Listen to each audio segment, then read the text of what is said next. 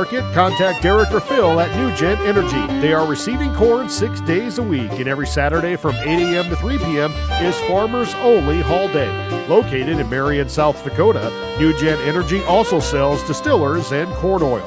Call 605-648-2100 for all your corn needs, and check out their website at newgenmarion.com. That's NUGEN Marion.com. The innocence of youth. Is there anything any better?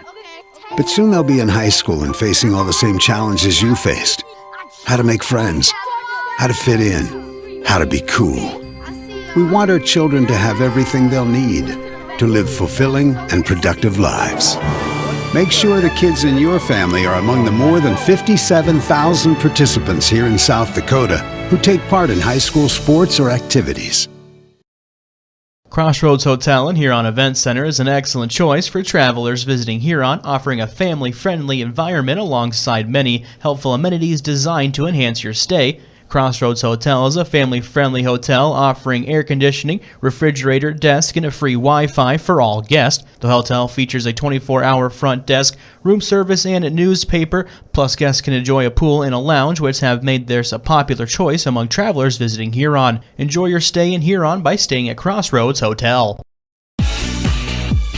Everyone at Total Stop are big sports fans.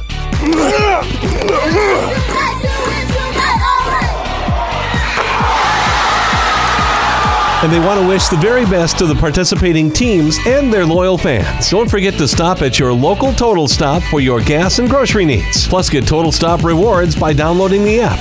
To get more information, go to TotalStopFoodStore.com.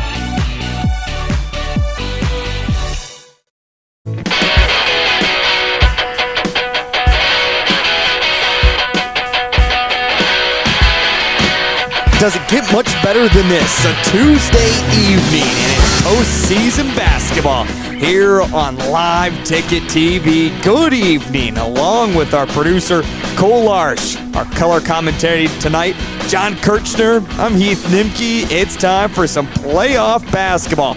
The Region 4A's on the boys' side, as tonight matchup features number 2, the Lennox Orioles, taking on the 7th seed, the Vermillion Tanagers. On the campus of Lennox Orioles High School, should be a doozy between these two teams as we go back to just a few years ago when Lennox was the number 1 seed. Vermillion came in as the number 4 and was able to upset the Lennox Orioles on their way to a Sodak 16 berth where they fell one game short of making it the state tournament. But that was 3 years ago. This year has been much, much different for these two teams. For the Vermillion boys, it was all about just building the program back up after the past couple of years have had 2 heavily led senior classes. This year, it was a much different story. 3 seniors are part of this boys basketball team. Well, technically, you could say 4. One goes out before the season even starts with an ACL injury. The other 3 have to come in, and not a whole lot of experience. In fact, those 3 starters for these seniors this year didn't even start last year, and then one of them not even the starting lineup for tonight. So it has been that growing process, and along the way we have seen now starters and long-term players of a 9th grader and an 8th grader for this year, and that's what Vermillion is just trying to do for this year, is continue to build, but now get that playoff experience for some of these younger guys as well. On the opposite side for the Lennox Orioles, this certainly feels like it has been building to what Vermillion has been able to do the past couple of years. Yes, they have some senior talent on this team, don't get me wrong, including Jackson Blank, Braden Wolf, and even Andrew Doty out there who can all give big minutes to the Lennox Orioles. But this team has been growing, of course, with Porter Enan and yet some great players coming up, including the freshman Tate Gertis. And the list goes on and on with what this Lennox Orioles team is capable of producing throughout the next few years as well. And speaking of Lennox, coming into tonight, 17-3 overall. This was a team that I think a lot of people thought might give Dakota Valley a little bit more of a run. last Friday to wrap up the regular season, but it was Dakota Valley that beat down on Lennox 89-57. Otherwise, for this Lennox team, it had been a great season so far. As I mentioned, just win after win. In fact, you'd had to go back to December for the last time that Lennox lost to a team from the state of South Dakota. In fact, their only 3 losses come against some of the top teams in South Dakota. As we mentioned, Dakota Valley on Friday night. Otherwise, Sioux Falls Christian to open up the season. And of course, a tough loss against Moorhead from the state of Minnesota back on February the 4th. But this is a Lennox team that has been explosive all season long, and they've really been able to get it going with their offense. This is a team that doesn't shy away from the moment, if you will, averaging 71 points a ball game. And the last time these two teams met up inside the birdcage in Vermillion, it was a win for the Lennox Orioles, 71-52. That game back on January the 12th. As we mentioned, it certainly is an exciting time here at Lennox as the boys come in as that number 2 seed, and we'll talk more about it with our playoff picture that is coming up. But the Lennox Orioles girls basketball team advances on to the Sodak 16 after they just beat up on Canton on Saturday. And on the opposite side, the Vermillion team, for the Vermillion girls, they were eliminated from playoff contention in the region semifinals against the T-Area Titans. So the boys are looking to get a little bit of revenge here, if you will, tonight against Lennox, not only for their regular season loss, but also help out the girls a little bit more. As I mentioned, Johnny Kirchner is along with us, and Cole Larsch. We do have a jam-packed pregame show that is coming up, but it's time for our first time out. And when we come back, let's talk more about the playoffs on the girls' side, what has all happened so far this season. And now we get ready for the Sodak 16 with the official pairings that are out, and also on the boys' side, what are we looking at, not just for Region 4A, but throughout the entire playoffs. We'll take a look at that and much, much more. Take a look at this Lennox and Vermillion's basketball team as well. That is all on the way after this timeout here on Live Ticket TV. Are you looking for a professional house painter in the surrounding area? Big or small, new or old? Albers Painting specializes in restoring the true beauty of your home or business. Albers Painting is your professional commercial painter in Lennox in southeastern South Dakota. They are locally owned and operated, focusing on providing quality painting and top-notch customer service. For your next project, contact Albers Painting for a free estimate for your home or business. What if we said a bank isn't a place to lock up money? It's a place to set it free.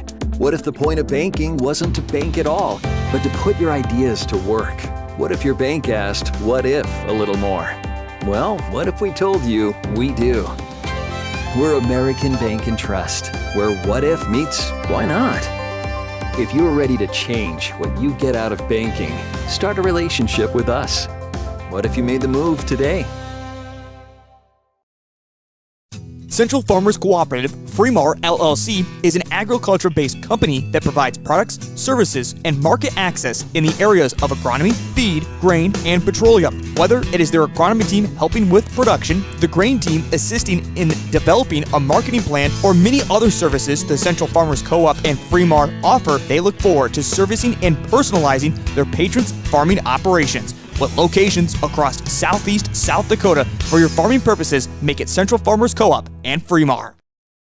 When you're buying insurance, finding protection closer to home is always better. Finding the right insurance that covers everything you need is the best. Lennox Insurance is happy to help with your home, auto, life, health, and specializes in Medicare. Jody and her staff are friendly and helpful. Not only can they find the right insurance for you, but they are proud Oriole alumni, so they are always ready to protect the home team. They would love to add you to their Lennox family. Stop by or reach out today for your insurance needs at Lennox Insurance. Advertising can be a struggle. Where to spend your money? Are you reaching the right audience? If you are looking for an effective method that reaches a large fan base at once, then here's your ticket with Live Ticket TV. With over 70 schools in the state of South Dakota, we can help you advertise locally with just your home team or reach the region and state. Plus, a portion of all sales go directly back to the school. Get a hold of John Kirchner today, and let's get started in building your brand with Live Ticket TV. In times like these, it's good to know there's a place where people know who you are, no matter how long you've been gone. A place where the smells of home cooking are still in the air, where a simple wave warms your heart, and sharing stories is just a way of life. It's good to be home. Agraria Insurance Company, protecting what's important in life. Contact your local Agraria Insurance Company agent.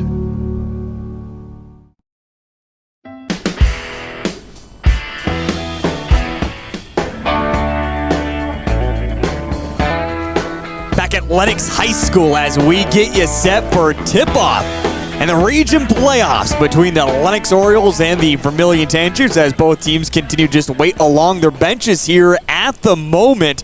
And we'll talk more with Coach Buckmiller and Coach Drake coming up here on the pregame show to get their perspective on tonight's game. Again, these two teams met back on January the 12th. Lennox getting the win in Vermillion 71-52. Tonight's broadcast is brought to you by Live Ticket TV, your home for sports in 70-plus schools across the state of South Dakota. Ready to advertise today with Live Ticket TV? Well, you can get a hold of me or John Kirchner, and we can get you set up with the right marketing campaign. And also, don't forget to download the app. You can just search Live Ticket TV in the Google Play Store or the App Store. Well, let's get you set for our playoffs here tonight. But before we talk about the boys' side, let's go back to not just this Friday, but this past weekend as well, as there was a lot of high school hoops happening on the girls' side. Of course, we don't need to reminisce too long on the Vermillion side. A double overtime loss to the T-Area Titans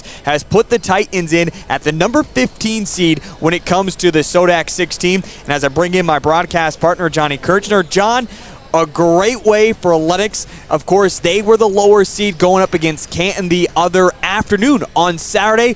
But my, oh my, they really got their offense going. This is a Lennox team that certainly had maybe a little bit of their downs towards the end of this season. But good to see the Lennox girls make it to the SODAC 16. What makes this so exciting here at Lennox High School to see not just the girls succeed, but also the boys? Well, Lennox has always been known as a basketball town as long as I've been here, and I've been here my whole life. With the girls here, especially this year, it seems to be status quo for Coach Quayle. You know, he's got a real young group this year. I believe Courtney Sandel, the only senior on the team that's seeing significant minutes. And they play a couple juniors, a couple sophomores, freshmen. They'll even see an 8th grader now and then. So for them to make it this far, and I don't think it's a surprise maybe to anybody. Mm-hmm. I guess I don't know what word I'm looking for, but we're very excited about the opportunity with this young group that we have this year. Of course, Lennox in the region playoffs got it done last Tuesday evening against Dakota Valley here at Lennox High School, winning 56-48. And then, as we mentioned, a game that was supposed to happen on Thursday, snowstorms. A lot of teams played on Saturday. Vermillion, of course, won the play T area on Saturday as well, but that eliminated them for hosting that playoff game, so they had to make it up on Friday. As we mentioned, unfortunate for the Vermillion girls, not able to advance on. And by the way, Lennox beat Canton on Saturday 53-22, and that was a Canton team that was on a hot streak of their own. So nice to see that Lennox is able to make it to the SODAC 16. We will have all the coverage for you coming up on Thursday as they'll be taking on Sioux Falls Christian. John, that one is going to be a tough matchup. Of course, when you're one of the lower seeds advancing on to the SODAC 16, you're going to draw a much tougher opponent. How does that one match up against Sioux Falls Christian? It's a DAC 12 contest. You know as well as I do, and anybody who follows, it doesn't matter the sport. To be cliched, throw out all the records. It's a one-game deal. Early in the year, Sioux Falls Christian beat Lennox. I think it was 20-25 points to start the season. So I think the Oriole fans are hopeful that the Chargers might be looking past them just a little bit, especially with that 6 losses on their record. I think there might be a little sleeper action going on there.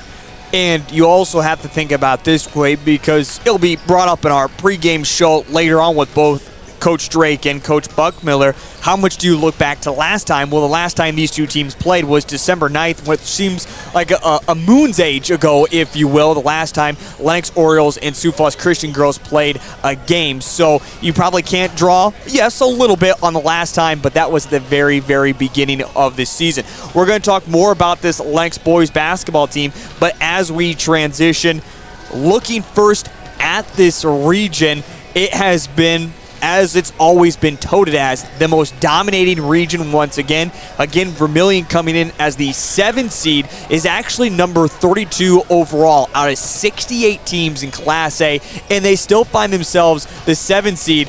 What do you look at the region playoffs and Region 4A, and what makes this so interesting this year when it comes to this region?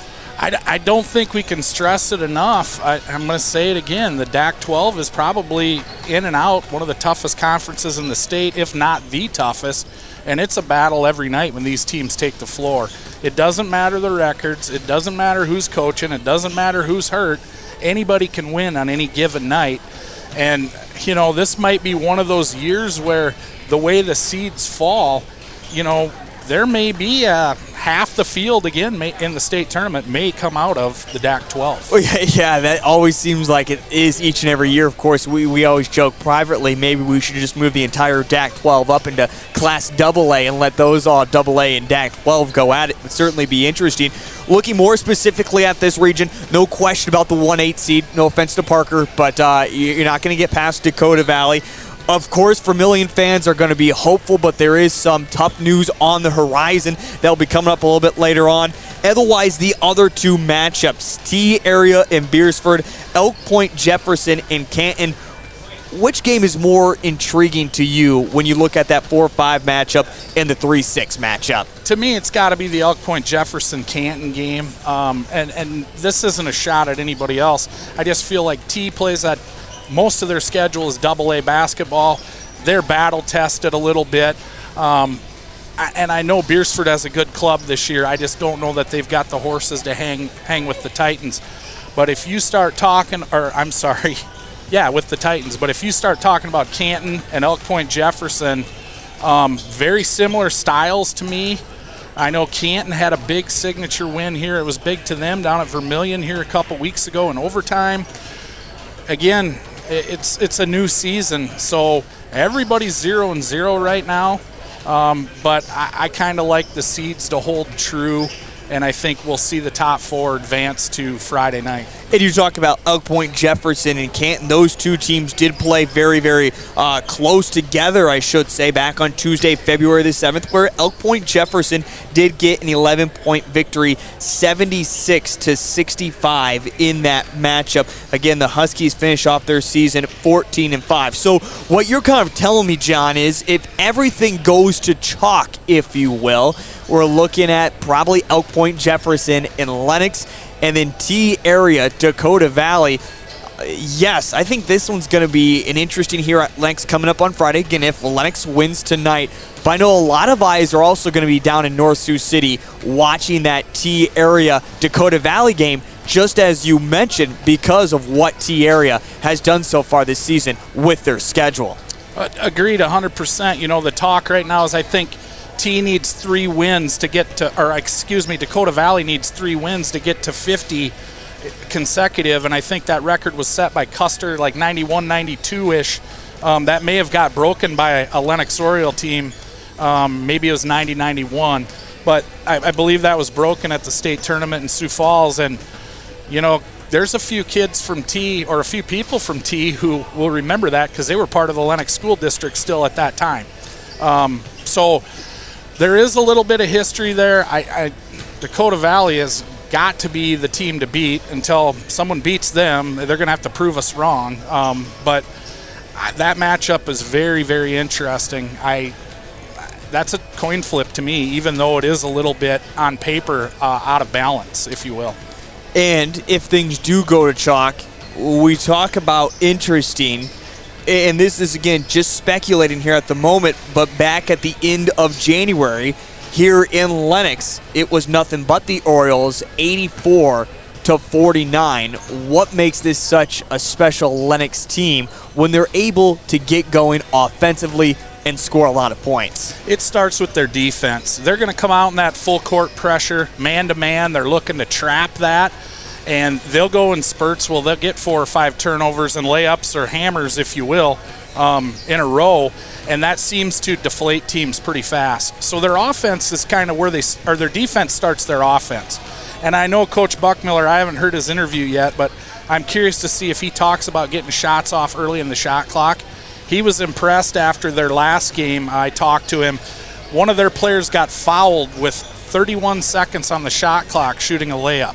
That's how fast they want to play. They want to get 94 feet and get to the rim as quickly as they can and get as many shots up as they can.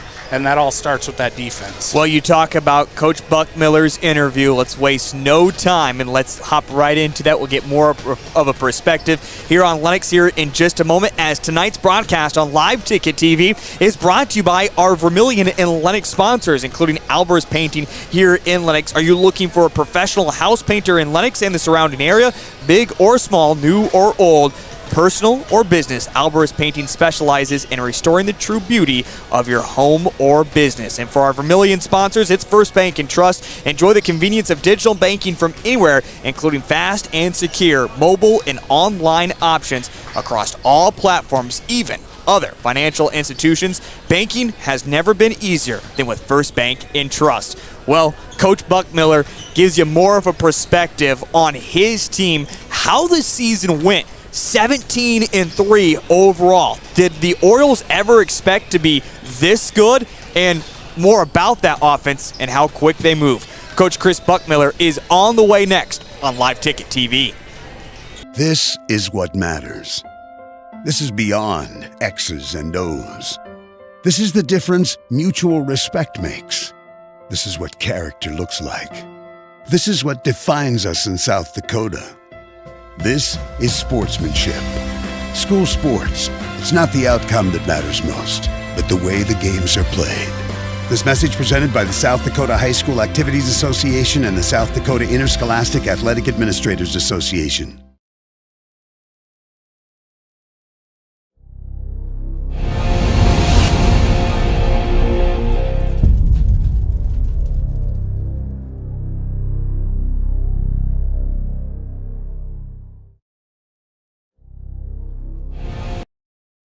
In times like these, it's good to know there's a place where people know who you are, no matter how long you've been gone. A place where the smells of home cooking are still in the air, where a simple wave warms your heart, and sharing stories is just a way of life. It's good to be home.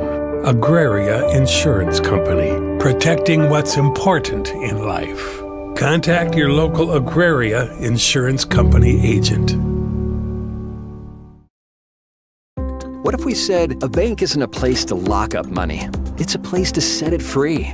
What if the point of banking wasn't to bank at all, but to put your ideas to work? What if your bank asked, what if, a little more? Well, what if we told you we do? We're American Bank and Trust, where what if meets why not? If you're ready to change what you get out of banking, start a relationship with us.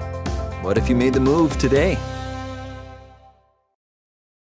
Hey farmers, don't have the time or the means to haul your corn to market? Contact Derek or Phil at NewGen Energy. They are receiving corn 6 days a week, and every Saturday from 8 a.m. to 3 p.m. is Farmers Only Haul Day.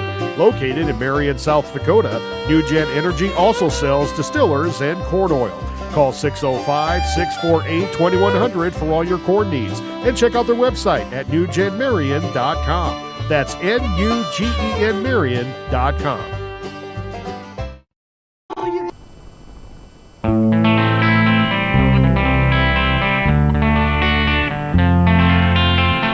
The warm-up shots are flying already for both the Tanagers and the Orioles. Tip-off is still a little over a half hour away, but we are almost set and ready to go for our coaches' interviews as it's time to get into our conversation with head coach Chris Buckmiller of the Lennox Orioles. But before we get to that, he already mentioned it a little bit as we bring back in my broadcast partner for the evening, Johnny Kirchner. I'm Heath Nimke.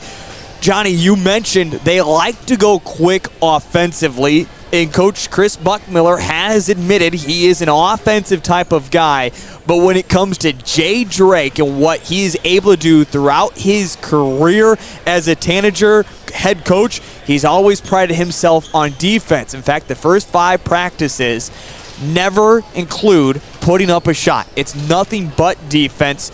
Can Lennox get it done with their offense? Are they okay going into a shootout, or do they need to be ready for a tough defensive battle, if you will, against the Tanagers? I definitely don't think we're going to have a shootout tonight. I think, Enan's got to be the big gun for the Orioles. He always is. He's going to get his. Unless they pull some, what I'd call a junk defense on him, he's probably going to get him. I think the key tonight for the Orioles is going to be Jackson Plank and Tate Gertis. And I've called Tate the spark plug all year.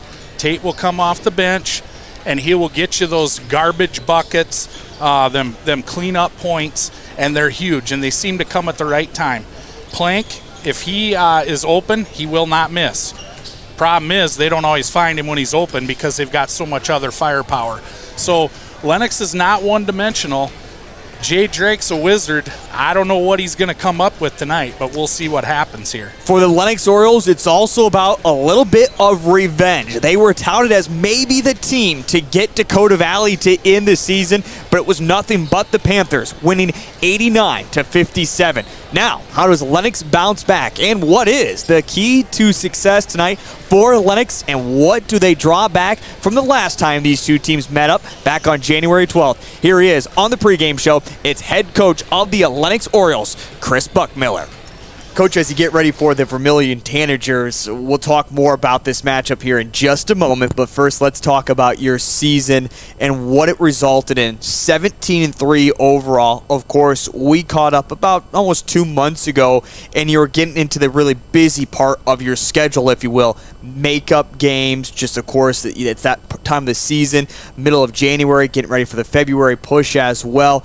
But 17-3, Coach, did you ever see it going this way? We knew you had a good group of guys back once again this year and a lot of youth coming up, but 17-3, what were your walk away from the regular season? How did you think it went? Yeah, it was a really fun regular season. We started off, we got beat pretty bad our very first game of the year, and it was a great learning experience, but then also it really showed the character of our boys, because we had set our goals high as far as just being a really good basketball team, and it didn't really faze them. And so, we lost the first game of the year. I believe we won 12 in a row after that, and just continued to get better. So we are a very deep basketball team. We play 9. We play 9 most nights. We can play 10 with no issue. And so, throughout this season, all 10 of those guys have had some great moments, to help us win, help us succeed, and help us get better. So, as far as 17 wins go, I mean, we never sit there before the season and say we're going to win X amount of games. Mm-hmm. But if you would have told me that before the season, hey, you're going to win 17 games, I don't want to say I wouldn't have been surprised, but it was something that we thought going into this year we had a chance to beat anybody, and so we've had the confidence to beat anybody, but we also have a little bit of fear, knowing that other teams can beat us too. So it's been a good mix to keep us inspired and motivated to compete. Well, you talk about what you've been able to do with those 17 wins. As we mentioned, 3 losses against some of the best teams in Class A, of course, 2 DAC-12 opponents as well, and also a Moorhead, Minnesota team. But when I look at what you were able to do this season, you talk about the rotation that you have. You're able to go out there and score a lot of points on any given night, and you pride yourself defensively. What was more impressive from your takeaway as a coach, offense or defense? Yeah, well, I'm an offensive coach, by trade, and so I always laugh a little bit because I do love defense, but I am an offensive coach. But this year we've really taken pride in defense more so than we did last year. And, obviously defense is it's really, the last 3 seconds of your defensive possession really determine your offensive possession, right? Getting stops, turnovers, that leads to whatever opportunity you're going to get on offense. Obviously, stops lead to easier buckets. If you allow them to score a ton when you're inbounding a ton, it's harder to score points. So, we are very, we are very aggressive on the defensive end. We tend to, keep that aggressiveness for 4 quarters. But yeah, we like to play fast too. People who have watched us, you'll notice that even when teams, score on us, we can get some layup attempts with 31, 32 seconds on the shot clock after a made bucket. So it's pretty fun to see that because our boys are bought in on that, just throwing the ball at the floor. So it's fun. It's the best of both worlds. I've done a better job at coaching defense this year than I have in other years past. And it's really helped us pay off and score a lot of points this year. Well, now you get ready for a huge matchup, not just against the Vermillion Tanagers, but just huge matchups throughout the rest of now the postseason, because you win, you move on, you lose, you go home. But before we get to the postseason, Friday night, you wrap up your regular season against a great Dakota Valley team. I thought you could hang with them pretty well. You mentioned you had just kind of your own incidents where you shoot yourself in the foot in that game. And you lose against the Panthers, and you lose pretty handily as well when it comes to what the final score indicates. Going back to that, how much does that now refocus the team and remotivate them as well, that they don't want that type of feeling again as now you get ready for the postseason? Yeah, it was a great learning experience for us. One thing that I say pretty much on a daily basis is, when you're going into a drill or you're going into a game, the number one goal is don't lose to Lennox. And, it's focusing on what you can control. Very, very simple things. It's not necessarily dominating a scouting report or playing, hitting tough shots. It's very simple things of, did we box out? Did we switch this screen like we should have? Did we contest shooters? Very simple things. And, as we watched that game together on film, I watched the game with the team on film. There was a lot of those moments where we lost to Lennox and we allowed a very good basketball team to spank us. So, it's really good learning because as you go into playoffs, that's really what it comes down to. I think that especially high school sports, it's not really winning a game. It's just don't be the team that loses it. And so, throughout the game, there's always these moments of, okay, when this happens, are you going to lose to Lennox? And, hopefully that, Friday night experience is going to help us lock in and not lose to ourselves. Well, as you now get ready for the Vermillion Tanagers, you won earlier this season at the Birdcage in Vermillion, if you will, 71-52. In fact, Vermillion had your number in that first quarter. They were able to run right there with you, 19-16 after quarter number 1, before able to open up late in that second quarter and then just kind of continue to pour it on into the second half. Do you go back and watch any of that film? Do you kind of take indications away from what the Tanagers were able to do the first time around? Or how much are you just focused on towards the end of the season Tanagers and getting ready for them that way? Yeah, I always like to watch. Anytime you play somebody twice, I think it'd be crazy not to watch the last game regardless of how long ago it was, as long as it's this season. And so, in that season, you're right, there were some things that definitely – first half was really close. In the score, we won by 19, but I felt like the score was even closer than what 19 indicated. And, so there's some things that we definitely learned, from, a month and a half ago when we played them, but you also obviously need to, teams change, right? So, watching film on, their last couple games that they've had as well. So it's a combination of both. And,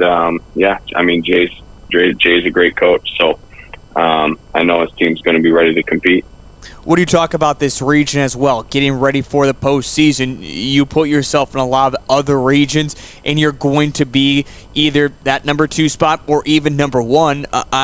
You are overall number 5 in seed points wise. That's how good of a basketball team you are. Coach Jay Drake even mentioned a few different players for your group and said, hey, these guys have never been to a state tournament. They're trying to get that monkey off their back, and they're going to be ready to play. Coach, I know the obvious answer is yes, we want to make it to a state tournament, but how much is the fight within these guys not to just win a state tournament, or I should say make a state tournament, but win it against Dakota Valley and go up against the best of the best if you can get there? Yeah, we believe in ourselves, and obviously we can't get to a state tournament or win a state title today.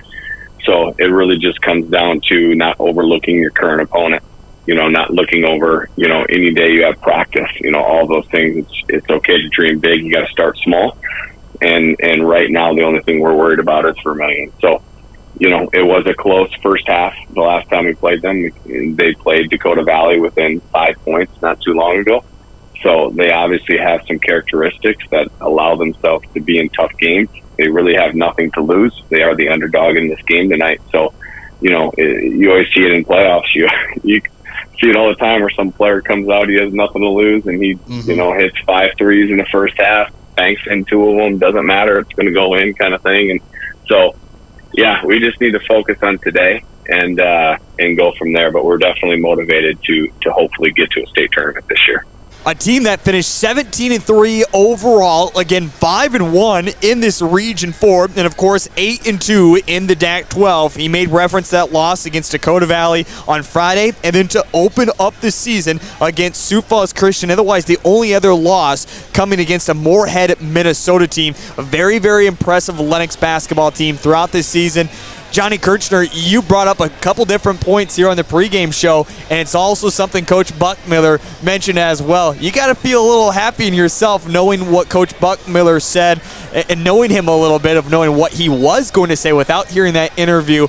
What are your final takeaways from what Coach Chris had to say? Well, I'm going to pat myself on the back and hopefully not pull a muscle because I never heard that interview before it aired, and he kind of hit on some of the same things I did. And after watching this team play all year, watching them win some big games that maybe a lot of people didn't give them much of a chance in, I feel really good about the way things could potentially go here tonight. And if they play the defense they're known to play, and they're going to give up some layups. When you full court press, you're going to give up some easy ones.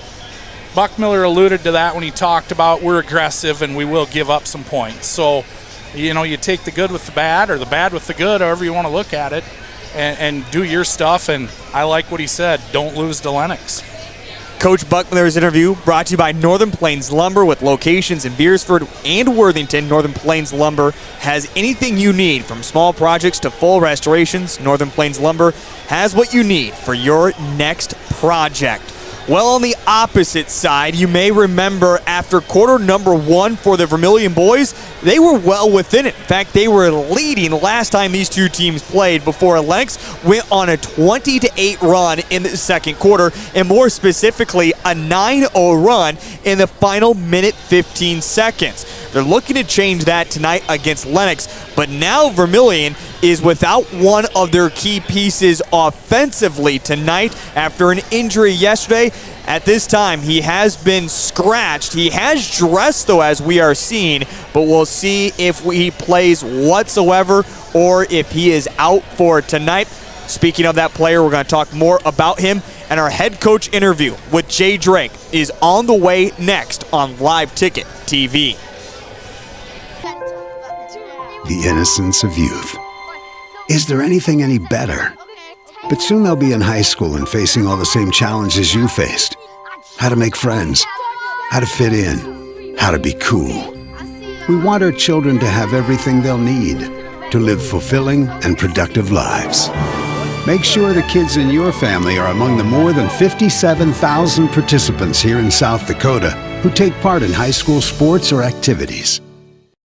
Crossroads Hotel and Huron Event Center is an excellent choice for travelers visiting Huron, offering a family-friendly environment alongside many helpful amenities designed to enhance your stay. Crossroads Hotel is a family-friendly hotel offering air conditioning, refrigerator, desk, and a free Wi-Fi for all guests. The hotel features a 24-hour front desk, room service, and a newspaper. Plus, guests can enjoy a pool and a lounge, which have made theirs a popular choice among travelers visiting Huron. Enjoy your stay in Huron by staying at Crossroads Hotel. Everyone at Total Stop are big sports fans.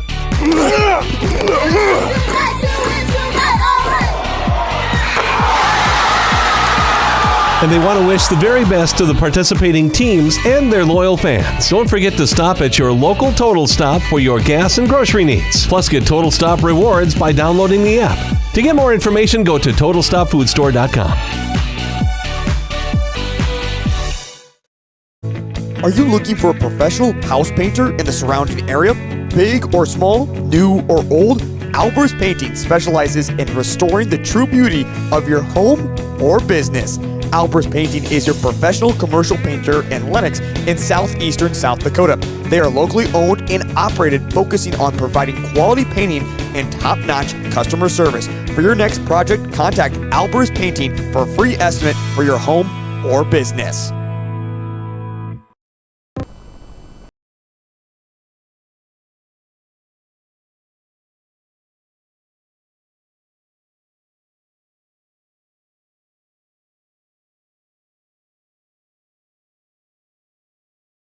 Of the Vermillion Tanagers.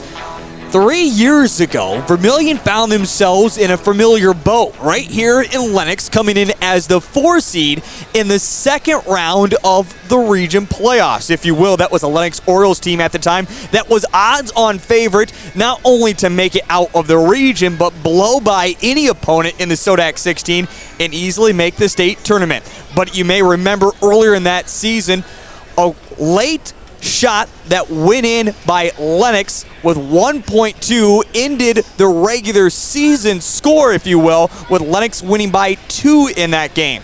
But Vermillion got their revenge when it mattered the most in the postseason and eliminated the number 1 team from the region playoffs. Vermillion would eventually go on to the SODAC 16, play Del Rapids, the 7-10 matchup, where Vermillion would lose by 5 and their season would come to an end. But they're looking to play spoiler once again here at Lennox High School. But this year, it certainly has been some growing pains. In fact, head coach Jay Drake is going to mention it here on his pregame interview. He has never traveled on the road to open up the very first game of the region postseason. First time in 10 years that they've gone to this kind of format that this has happened. So how does Vermillion handle the pressure? And now with missing one of their key offensive players for tonight, how does the bench really play a factor against Lennox? And after quarter number 1 where they led, how do they make sure they stay in strong with the Lennox Orioles? Here he is on our pregame show. It's head coach Jay Drake of the Vermillion Tanagers. Coach, huge matchup against the Lennox Orioles as it is region playoff time. This, of course, has always been a difficult time of year for your groups in the past. Past couple of years, though, you've had some success in the first round. Last year, of course, ran into the monster of Dakota Valley. The year before, well, we knew what happened going all the way to the state tournament. But let's talk about your group and going back now to last Friday. We see the Vermillion girls. They draw a tough matchup against the T-Area Titans, and they fall. Does that now give your team motivation as a boy saying, hey, look, anything can happen in the regions, especially in this Region 4A. We can go out and get the upset tonight against Lennox. Is there a little bit of motivation to kind of revenge a loss, if you will, for the girls on Friday evening? Yeah, you know, anytime with postseason, you know, a lot of, you know, everyone, coaches, fans, and everything, will, you throw out kind of all the cliches and stuff. And, you know, the state of South Dakota has gone through, you know, 10 years ago, it was still district play. You'd have 4 teams in the district, and then you'd have the 2 district winners kind of meeting together. And then 10 years ago, they went to this region format where they basically brought the 2 districts together and just seeded the region 1 through 8. So in the 10 years of it, this is the first time we've been on the road in the first round. We've always been a top 4 seed and had a first round home game. So to be on the road for the first time, a little different for us as a program. Well, like anything, when I say the cliches and everything, we got 2 teams that, you know, it's a new season, and, you know, you kind of throw out the records, and we're all 0-0 starting today or tonight, and you got to go play the basketball game. And like anything, when you're kind of the so-called road team or underdog from a seeding standpoint, you know, we're the 7th seed, they're the 2 seed. I think Lennox is the number 5 overall seed just in Class A. you got to go play the game, and we know we're going to have to play very well. But like anything, when you're the lower seed, you're just trying to hang around as long as you can, give yourself a fight chance there late in the second half. Well, you talk about giving yourself a chance. Maybe we should go back to last Monday. Of course, you lose against Canton. We knew no matter what that you were going to be on the road. So what have the troops been up to this past week? How have practices gone getting ready for a Lennox team that you knew after Monday night it was going to be Lennox? Has it been all focused on Lennox, or is it more focused about what you can control, what you need to take care of, and then sprinkling in what went wrong last time against Lennox and how to better correct it? Yeah, I think it's a combination of both. The one nice thing is, like you said, you don't want to lose a basketball game. We had a chance last Monday to end the regular season at 500, which would have been nice for our group, and then just getting a win going into postseason, and it would have been 5 of our last 6 games that we would have won. So that would have been nice from a momentum standpoint. The one so-called, I guess, positive, if you want to spin it that way, is the fact that when we lost that game, we knew we were going to be the 7th seed. And at that point, we basically knew it was going to be Lennox, where, Canton still had to kind of wait around a couple days there just to make sure it was going to be EPJ in the 3 spot. So we've been able to focus on for a full week here, knowing it's going to be Lennox. They played their last regular season game last Friday night down at Dakota Valley. And DB got him pretty good. The thing from a coaching standpoint you're a little worried about is maybe that kind of refocuses them going into the postseason. But we know it'd be a very tough matchup. This is a veteran Lennox team. They've been through the battles here, and they have one of the better players in the state with Porter Enan, and he's going to be a Class A first-team All-Stater. And he's a kid that's been playing since 8th grade. He came off the bench kind of as a 6th, 7th man for them in 8th grade, and then as a freshman 2 years ago, we played him in the region semis the year we went to the state tournament, and he was, as a freshman, kind of their best player, leading scorer, leading rebounder, all-state player last year, and obviously now in his 4th year here, still doing his thing, and yet he hasn't been to a state tournament yet. And so I know from him as an individual and their team, they feel they have a state tournament team, and there's no doubt they're a state tournament caliber team, and they're ready to get things going. So we know it starts with him, and we're going to have to defend him very well. But, why they're such a good basketball team is they have guys that can put it on the floor and beat you on dribble penetration. And, they got perimeter shooters, and they have plenty of different weapons, and they're going to come at us with 8, 9 different guys and good athletes. And the big thing is we're going to have to handle their pressure and control the pace of the game. Well, you talk about Porter Enan, and maybe we can just go back to January 12th because, sure, Porter had himself a great game, 18 points, but also as a team, they shoot just under 50%. They shoot over 8 of 21, I guess, from three-point land, including Connor Ike had himself a huge ball game. He went 4 of 7 from 3 land. I mean, the list just goes on. And in fact, you also had the lead after quarter number 1, but then only scored 8 points in that second quarter. So you talk about these 3 different factors that has been this Lennox team all season long. Is Porter your main concern that you need to shut down as a player, or maybe even the kick and shoot 3 opportunity that they really like to exploit? Yeah, I think it starts with him. I think everything's going to go through him. Obviously, we know if we want to have a chance to knock him off, we've got to kind of hang in the basketball. And that's the thing is, if we're kind of hanging around and giving ourselves a chance when things get tough, they're going to try to isolate him both on the perimeter but also in the post and go through him. And, when things are tough, he's going to try to kind of take over. What makes them such a good basketball team is kind of like what you said, is they have 5 guys all the time on the court that can put the ball on the floor, and really they all can shoot the 3. Enan can shoot it out there. The Dirks kid can shoot it well. Ike is just a great catch and shoot 3-point shooter, and he was the last 2 times we played him last year in the regular season. He had 5 threes against us. Earlier in this regular season game, he had 4. And he doesn't need a lot of room. He can catch and shoot, and he's got a quick release. So, and when we say guys that can put it on the floor, they're tough to keep in front of you. And that's a huge, from a closeouts, and we've got a closeout under control. If we're constantly having to help on dribble penetration, they're going to find shooters.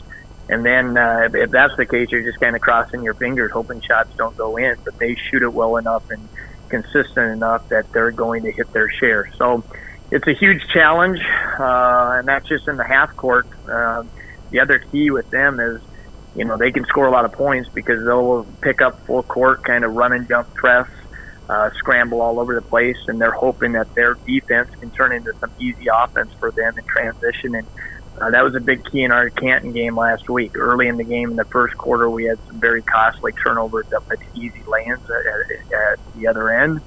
And then we did a pretty good job for 2 quarters, but then in the fourth quarter, those came back again with the same type of turnovers. And if we have turnovers like that tonight where you just can't defend on the other end because it's leading to easy transition and layups, we're in for a long night. We're going to have to be able to handle that pressure and kind of turn it into more of a half court, grind it out, muddy up the game, and try to make it that kind of style tonight. Well, you talk about hanging around as well, and I know a lot of fans out there will always criticize Jay Drake and what he does with his bench, and I've said this before, that's just Jay Drake's style. He will shorten things up as the season moves along, and now there's talks of maybe you won't have your full rotation that you usually do coming into this game. So when it comes to hanging around, what does it take? That, let's be honest, Coach Drake, I think you and I both need to have that perspective. You're going to be down at one point in that third quarter or maybe even the fourth quarter, but how do you make sure it doesn't balloon too big and that you get a full 32 minutes from your squad? Yeah, and that's huge, and you're right. We've got our composure and poise, and, no matter what you say, basketball is a game of runs, and you're trying to obviously build some momentum throughout the game, but kind of prevent runs from the other team. And we've been in those situations. And our first game with Lennox was very similar. We had a nice first quarter. They kind of got after us, and yet with I think with about a minute and a half to go in the first game, in the first half, we were still down only 2. And then in the last minute and a half, Ike hit 3 threes. We kind of lost them a few times. And before you know it, we're down 9 at halftime, and we're hanging around in the third. I think they pushed it to 14-15 after 3, but then they kind of put us away early fourth quarter. And we've had a couple other games like that. Del Rapids was a similar type game that was there for about 3 quarters. The one thing we've got going for us, hopefully from a confidence standpoint and build on from the past, is Dakota Valley was a game that was very similar to Lennox, Del Rapids, where we're down 14 at halftime and even went down 17 early third quarter. And then you just got to keep playing. You got to try to grind out a few stops. Obviously, like anything in a night like tonight, we're going to have to hit some shots too. You got to be able to score the basketball. But the big difference in the DB game is we just kind of hung in there and prevented that kind of final knockout punch. And before you knew it, you found yourself in a basketball game and had a chance late in the fourth quarter. So we know there's going to be moments tonight, and for Lennox, I'm sure they'd like to put that knockout punch as early as possible, and we got to just kind of withstand that, hang around, grind it out, and like anything, especially when you're the lower seed this time of year, if you can put yourself in a position in the fourth quarter where it's a possession or 2 game late in the game, and you try to just get the crowd into it a little bit from your standpoint, and then like anything, we're going to have to make some key plays down the stretch. Well, you talk about being the lower seed, and that's how I want to wrap up this interview, because there's 68 teams in Class A, and you mentioned how good Lennox is towards the top 5 there. Of course, Dakota Valley, number 1 overall. In fact, when you look at all 68 of these teams, you find yourself at 32. So you're technically above. And I always make that joke, what if we just did 32 teams, make the playoffs, top 32, and we just went from there? Of course, people always make that argument against it. But that's where you find yourself as a squad. Yes, you're number 7 in this Region 4A playoffs, but you're still a great basketball team, 9-11 overall. I think above expectations. You fall 1 game short of an overtime of hitting 500. Coach, it seems at this point you have nothing left to prove to anybody. You've already done that during the regular season. So how much is this game just to go out, play free, enjoy the moment, and especially for the seniors, let them be reminded that this could be the last 32 minutes they ever put on a Tanager jersey. Just go out and enjoy it and play free. Yeah, and that's been kind of our talk this week. And that's the crazy thing with, I think a lot of fans look at it and you say, the boys say there's a 7 seed out of 8 teams in the region. If we were in any other region, we would be no lower than the 5 seed. Now, obviously, as a 5 seed, you'd still be going on the road. But just to kind of put it in perspective, and like you said, from the PowerPoint standpoint, we're 32nd in our class. We're actually in the upper half, and yet we're the 7th seed in our region. So it just says something about our region. Yeah. We've talked all week just playing kind of fearless and relentless tonight, and that's kind of the mindset. Like anything, if we're going to end our season tonight, we want to kind of go down swinging, throwing punches, giving everything we got. We know. Obviously, I think if most people in the state, whether it's fans, coaches, parents, whatever the case is, I think they would probably have Lennox as a heavy favorite tonight. Mm-hmm. And we've got to kind of take that challenge and, play with kind of a chip on our shoulder and just like anything. We tell our guys all the time, you respect everyone you play, but you got to fear no one. And that's where we just got to go play fearless and relentless tonight. And you keep battling, and you keep fighting and clawing and scratching and doing whatever you have to do to kind of give yourself a chance at the end. And I think our guys are ready to do that. Sometimes you get these young guys, and you're a little worried about postseason basketball when they're starting to, play their first postseason games, or for all of them, really, these will be their biggest minutes they've ever played in the postseason. But sometimes they also don't really know how big a game it is, and I think tonight, I think this is a group that's really ready to give everything they have. And like I said, if we go down tonight, we go down fighting and clawing to the very end.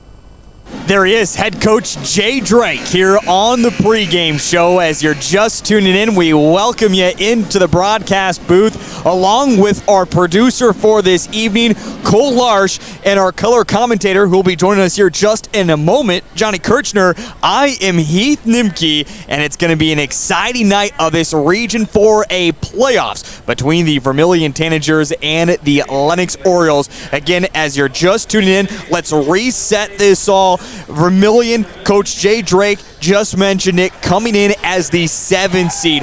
Overall, out of 68 teams in Class A, they find themselves 32 because of the seed points. That's how tough of a schedule they have played, but you can always expect that when you play against teams in the DAC-12. On the opposite side, we heard from head coach Chris Buckmiller earlier in the pregame show, and he gave so much credit to his team and said, hey, look, I'm an offensive guy. We like to go quickly, and we like to score a lot. In fact, this is a Lennox team that averages 70 points a ball game, and they have been able to get it done offensively, but they can't also hurt themselves. As Coach Chris Buckmiller said, that's the exact thing that happened to Lennox on Friday evening in their loss against Dakota Valley, 89-57. They're looking to put that game behind them and put on a very, very deep run, including 2 big victories in the region, hit the Sodak 16, and again, a team that is certainly hungry and has that potential of making a run at a state title. They would love to get another chance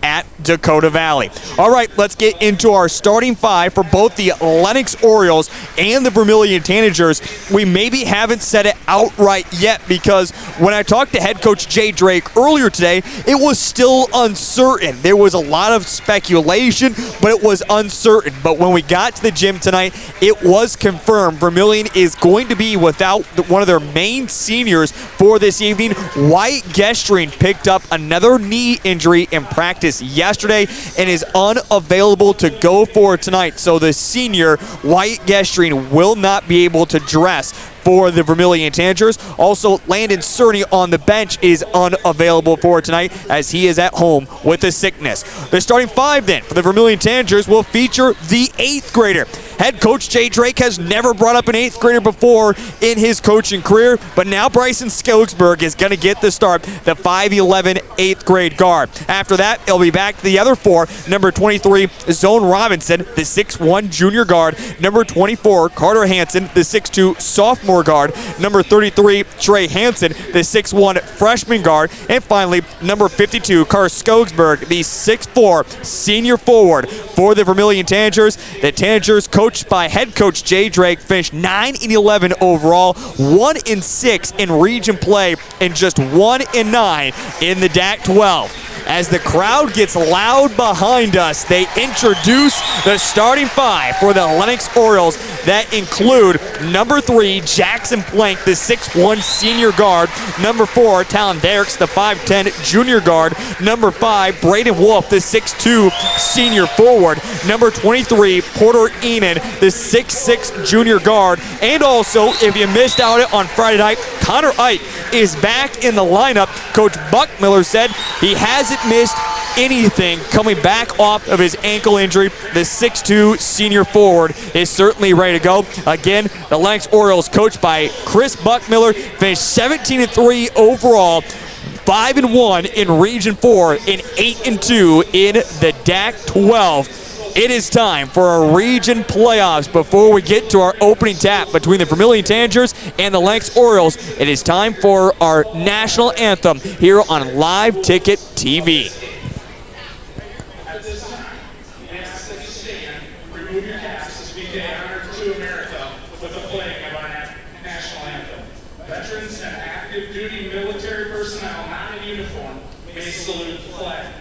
The national anthem tonight will be played by the Lennox High School Pep Band under the direction of Mr. Tyler Lundquist.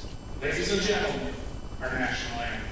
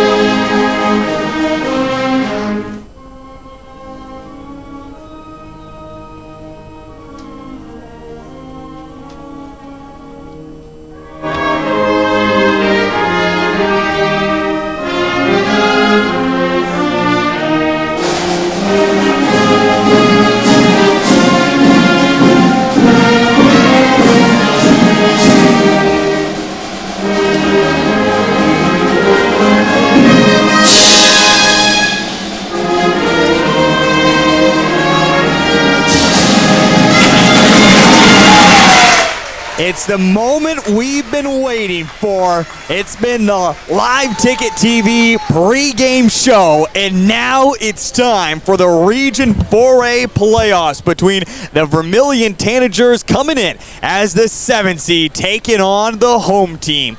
The letters that are in white, and of course the Orioles in their traditional all-white uniforms. Numbers and letters that are in orange, outlined by black, as we meet at the O logo in the middle of the gymnasium. It's Porter Enan, it's Carter Skoggsberg. It's time for the Region 4A playoffs as the opening tap is won by the Orioles. And as we know, they're going to go with plenty way inside, kick out to the wing. Another corner, back to the top. It's Plank on the drive. Back to the corner they go. Wide open 3. It's off the mark. Ike tries to come up with the rebound. He gets it, goes back up weak with it, and fights off the rebound. Bring back in my broadcast partner, Johnny Kirchner. Johnny, what are we expecting for this ball game tonight between these two arch DAC-12 rivals? Well, as there's a steal right there by Plank, I told you they're going to go how he goes tonight, Enan with the putback, and the Orioles are on top. It's National Chocolate Souffle Day. It's March Eve. Madness is upon us, not only with basketball, but probably weather. Who knows? There's a ankle breaker there. It's that time of year. It's always fun. And again, region playoffs. And for Lennox, it's already an exciting time because the girls are on to the Sodak 16 coming up on Thursday evening. We'll have all the coverage for you right here on Live Ticket TV. As mentioned, it's been quick pace, already 57 seconds into the ball game. It is the Lennox Orioles who lead it over the Vermillion Tanagers 2-0, and Plank falls down. Trey Hansen will just easily speed on by. That was just Plank simply tripping over his own shoelaces. I think that line down there got him, or a sniper. That's the second time Planks went down. Might need longer spikes like they had in the Super Bowl. I don't know. It's Robinson down to the block, goes off the glass, and no, he's going to travel as he put up his shot. Of course, Robinson has been hot for the Vermillion Tanagers, scoring quickly in ball games, getting a lot of his points in the first 2 minutes for the Vermillion Tanagers in the first quarter, but Vermillion has yet to strike in the ball game.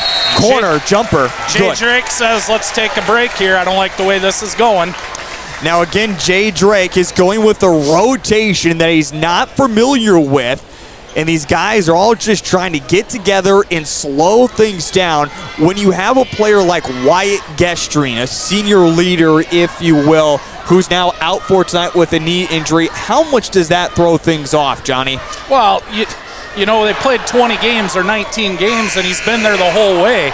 So I understand, you know, you do make substitutions throughout the game, but holy smokes, if he's one of your leaders, you know, 6'2" senior, that height isn't, they're going to miss that as well tonight against the much bigger Orioles. And John, how much do you have to create your own energy? If you're Vermillion, you cannot get down because, yeah, you're down 4-0 on the scoreboard, but as we see this crowd, holy Toledo, it's about 10-1 it seems like right now for Lennox in their favor.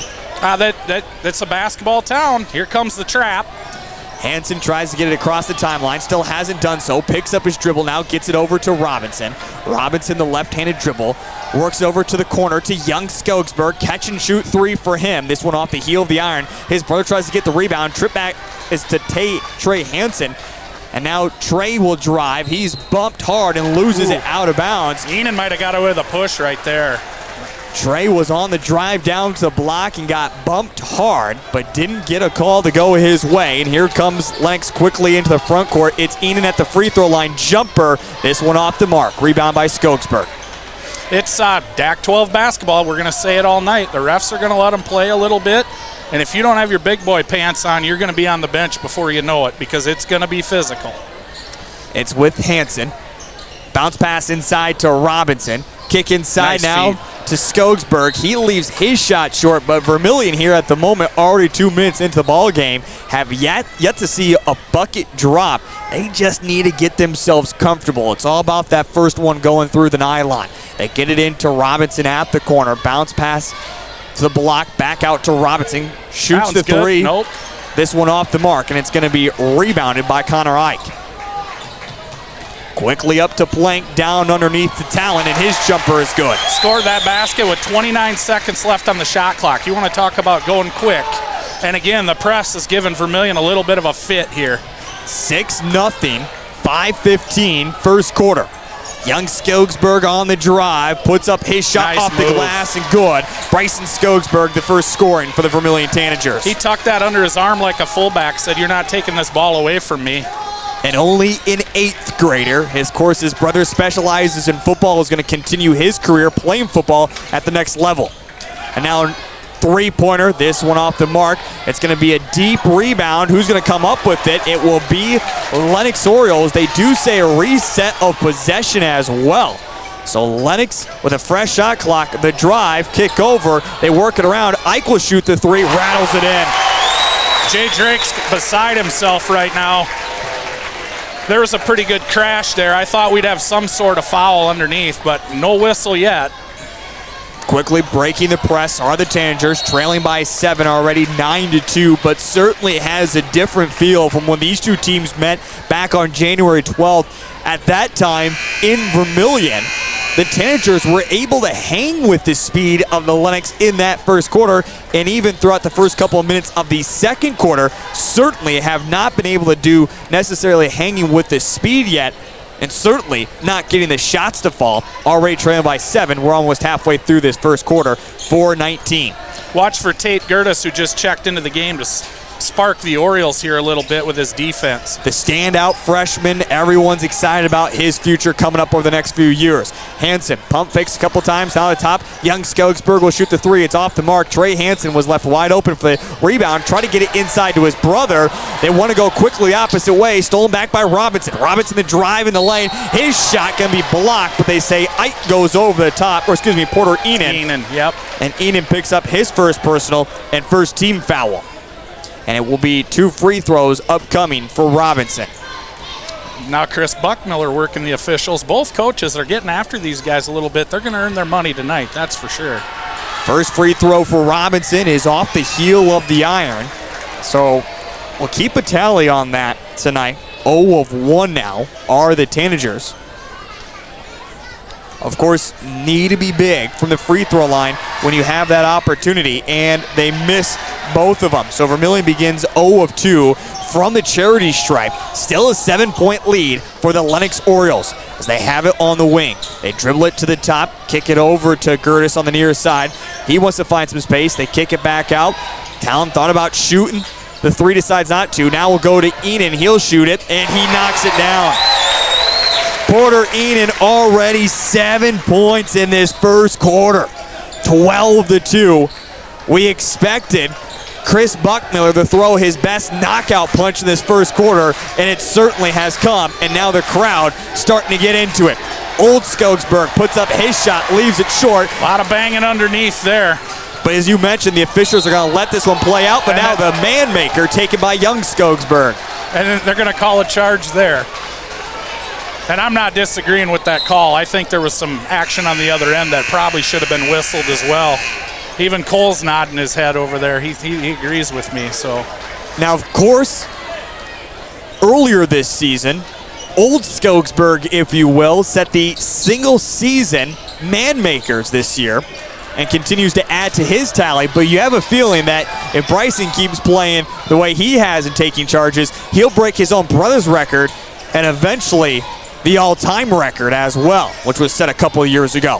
Hansen, floater in the lane. He can't get his shot to go. And now Vermillion is getting the looks, but can't buy themselves a bucket. You call them the man makers. That's a lost art. It's kind of like the 15-foot jump shot. Coaches are preaching, why do you want to shoot that when we can get 3 if you back up 5 feet? Speaking of 3, it was NBA range. This one just off the mark for Porter Enan. And Robinson will carry it across the timeline. Using the right-hand dribble, kick it over to young Skogsberg. He'll drive, and his shot was blocked from behind, but a whistle first. Do they call it a shooting foul? They will. So Bryson Skogsberg will head to the free throw line. No, I apologize. I don't think so. Chris Janish gave the incomplete signal there, as a football official would do. So Vermillion's going to take that out under the basket with a fresh 35. Braxton was the one who picks up his first personal foul. Already 5 team fouls on the Lennox Orioles here in the ball game. A drive by young Skogsberg off the glass, which is saying something because Vermillion. Watch out. Slipping and falling over that time was Leighton Smith. I think they got the wrong spikes on. Couldn't get his feet underneath him, but as I was mentioning, Vermillion has yet to commit a foul here in the ball game. 2:10 first quarter. Robinson tries to get into Trey Hansen, almost fumbled it out of bounds, and now quickly all alone is young Skogsberg. He'll slap it off the glass and good for 2. And there's the good with the bad. Sometimes you'll get beat on that press. You got to play the averages. It's all analytics anymore. Well, right now with an 8-point lead, you'll take it. Gertis spin, tries to drive through, and another charge taken, this time by Old Skogsberg. It's already the 6th team foul on the Lennox Orioles. 1:49 remaining in this first quarter. Haven't heard the usual call it both ways yet out of the crowd, but I hope you don't hear that tonight out of the Oriole fans. Well, again, don't have much to juror about at the moment, up by 8, and have certainly dominated throughout the ball game. The press once again as Trey Hansen is able to get up to his brother Carter. Carter down to young Skogsberg, and he goes off the glass. Bryson coming as a starter tonight, now has all 6 points for the Vermillion Tanagers. Looks like Coach Drake has them ready for that press, too. They haven't had much trouble with it. Maybe at early possession, that was it. Plank misses, but gets back his own rebound. three-pointer. Box of donuts, nails one. Connor Ike, second three-pointer of the ball game. He has 6. And again, breaking the press once again. This time it's young to old, and Carter Skogsberg off the glass. Trade him 3 for 2 all night is what the Oriole fans are thinking. 15-8 as Vermillion's really starting to break this press. Over to the corner. There it is. Enan shoots the 3, but it goes right into the hands of the 8th grader as depth perception wasn't zoned in that time. Hansen across the O logo. Right to left-hand dribble, back to the right hand. Wants to get to his brother. 20 seconds on the shot clock. Quick three-pointer. Oh, my goodness. That kid's feeling it. The 8th grader, 9 points already in this first quarter. He's the leading scorer for either team, and Vermillion is within 4. And all of a sudden, Vermillion is starting to create the energy from the bench, which is leading into the crowd. It's Plank at the Orioles script. Bounce pass as they get it to Enan. He'll go with about 12 here.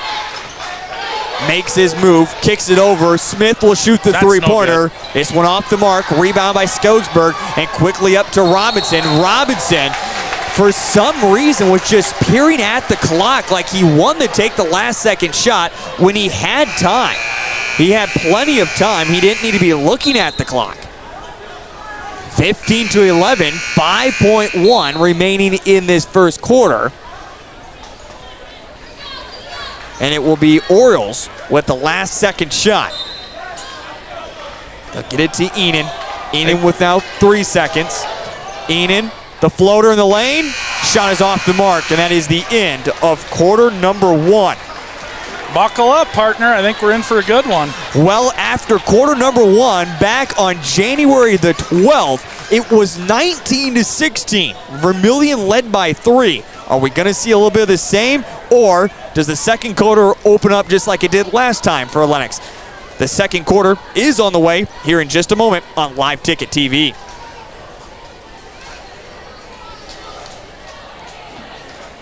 What if we said a bank isn't a place to lock up money? It's a place to set it free. What if the point of banking wasn't to bank at all, but to put your ideas to work? What if your bank asked, what if a little more? Well, what if we told you we do? We're American Bank and Trust, where what if meets why not? If you're ready to change what you get out of banking, start a relationship with us. What if you made the move today? Central Farmers Cooperative, Fremar LLC, is an agriculture-based company that provides products, services, and market access in the areas of agronomy, feed, grain, and petroleum. Whether it is their agronomy team helping with production, the grain team assisting in developing a marketing plan, or many other services the Central Farmers Co-op and Fremar offer, they look forward to servicing and personalizing their patrons' farming operations. With locations across southeast South Dakota, for your farming purposes, make it Central Farmers Co-op and Fremar. When you're buying...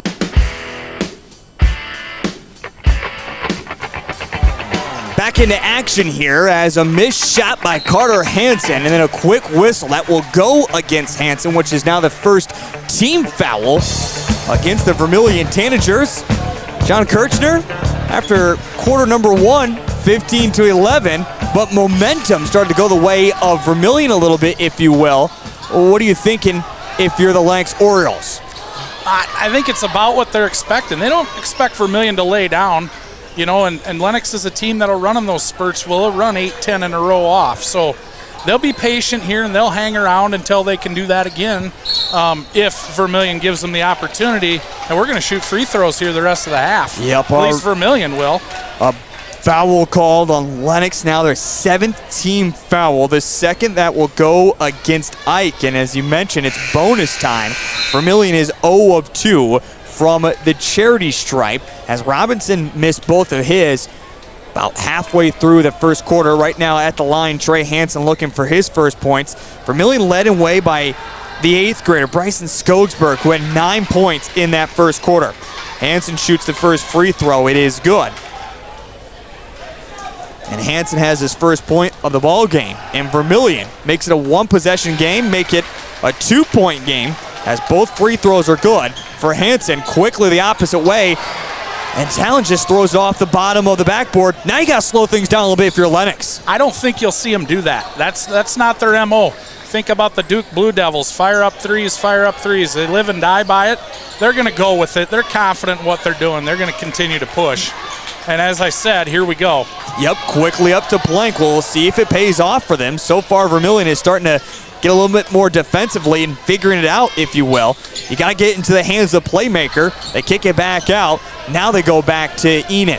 Enan makes his move, kick to the corner. Open for a moment, decides not to shoot the three. Back to Enan with now 12 seconds on the shot clock, and then Enan dribbles it off his foot. Turnover. Young Skogsberg spin, and he's going to travel. Good defense there, though, by the Lennox Orioles. Well, and a good defensive possession on the other end for the Tanagers. They had Lennox down below 15 on the shot clock, and you saw their bench get excited when Lennox had to pull that ball out. They didn't have a shot. 6:20, second quarter. Jumper from the elbow. This one's off the mark and rebounded by Robinson. If Vermillion can just get a bucket here to tie, certainly they would grab even more momentum. It's Robinson, but for Vermillion, they certainly can't go on a scoring drought here at the moment. Carter Hansen, back to Trey Hansen. Hansen, the left-handed dribble. Trey gonna attack the block, pull up for him, off the heel, but it's offensive rebound, and it's old Skogsberg. Here's a reason why he's gonna continue as an offensive lineman. He didn't have position on that either. He just out-muscled Braxton Musser to that basketball. 15-15, 5:37. Almost a turnover by the Orioles as they get it back. To the top they go, over to the wing, three-pointer is off the mark, but it's an offensive rebound, and underneath, foul called against young Skogsberg. And Jay Drake thought there was another offensive foul there, player control foul, but Eric DeYoung says not this time. 15-15, 5:28, second quarter. Will also give a fresh shot clock to the Lennox Orioles. Stalin has it here on the near side. They work it to the top inside to Plank. He'll drive all the way in and uses the hand to get it up and going. Jackson Plank, his first points of the ball game. I think Plank and Gertis still going to be a big key to this. Enan will get his, and you'll have some other guys with a handful. Ike will get some, but I think they're going to go how Plank and Gertis go tonight.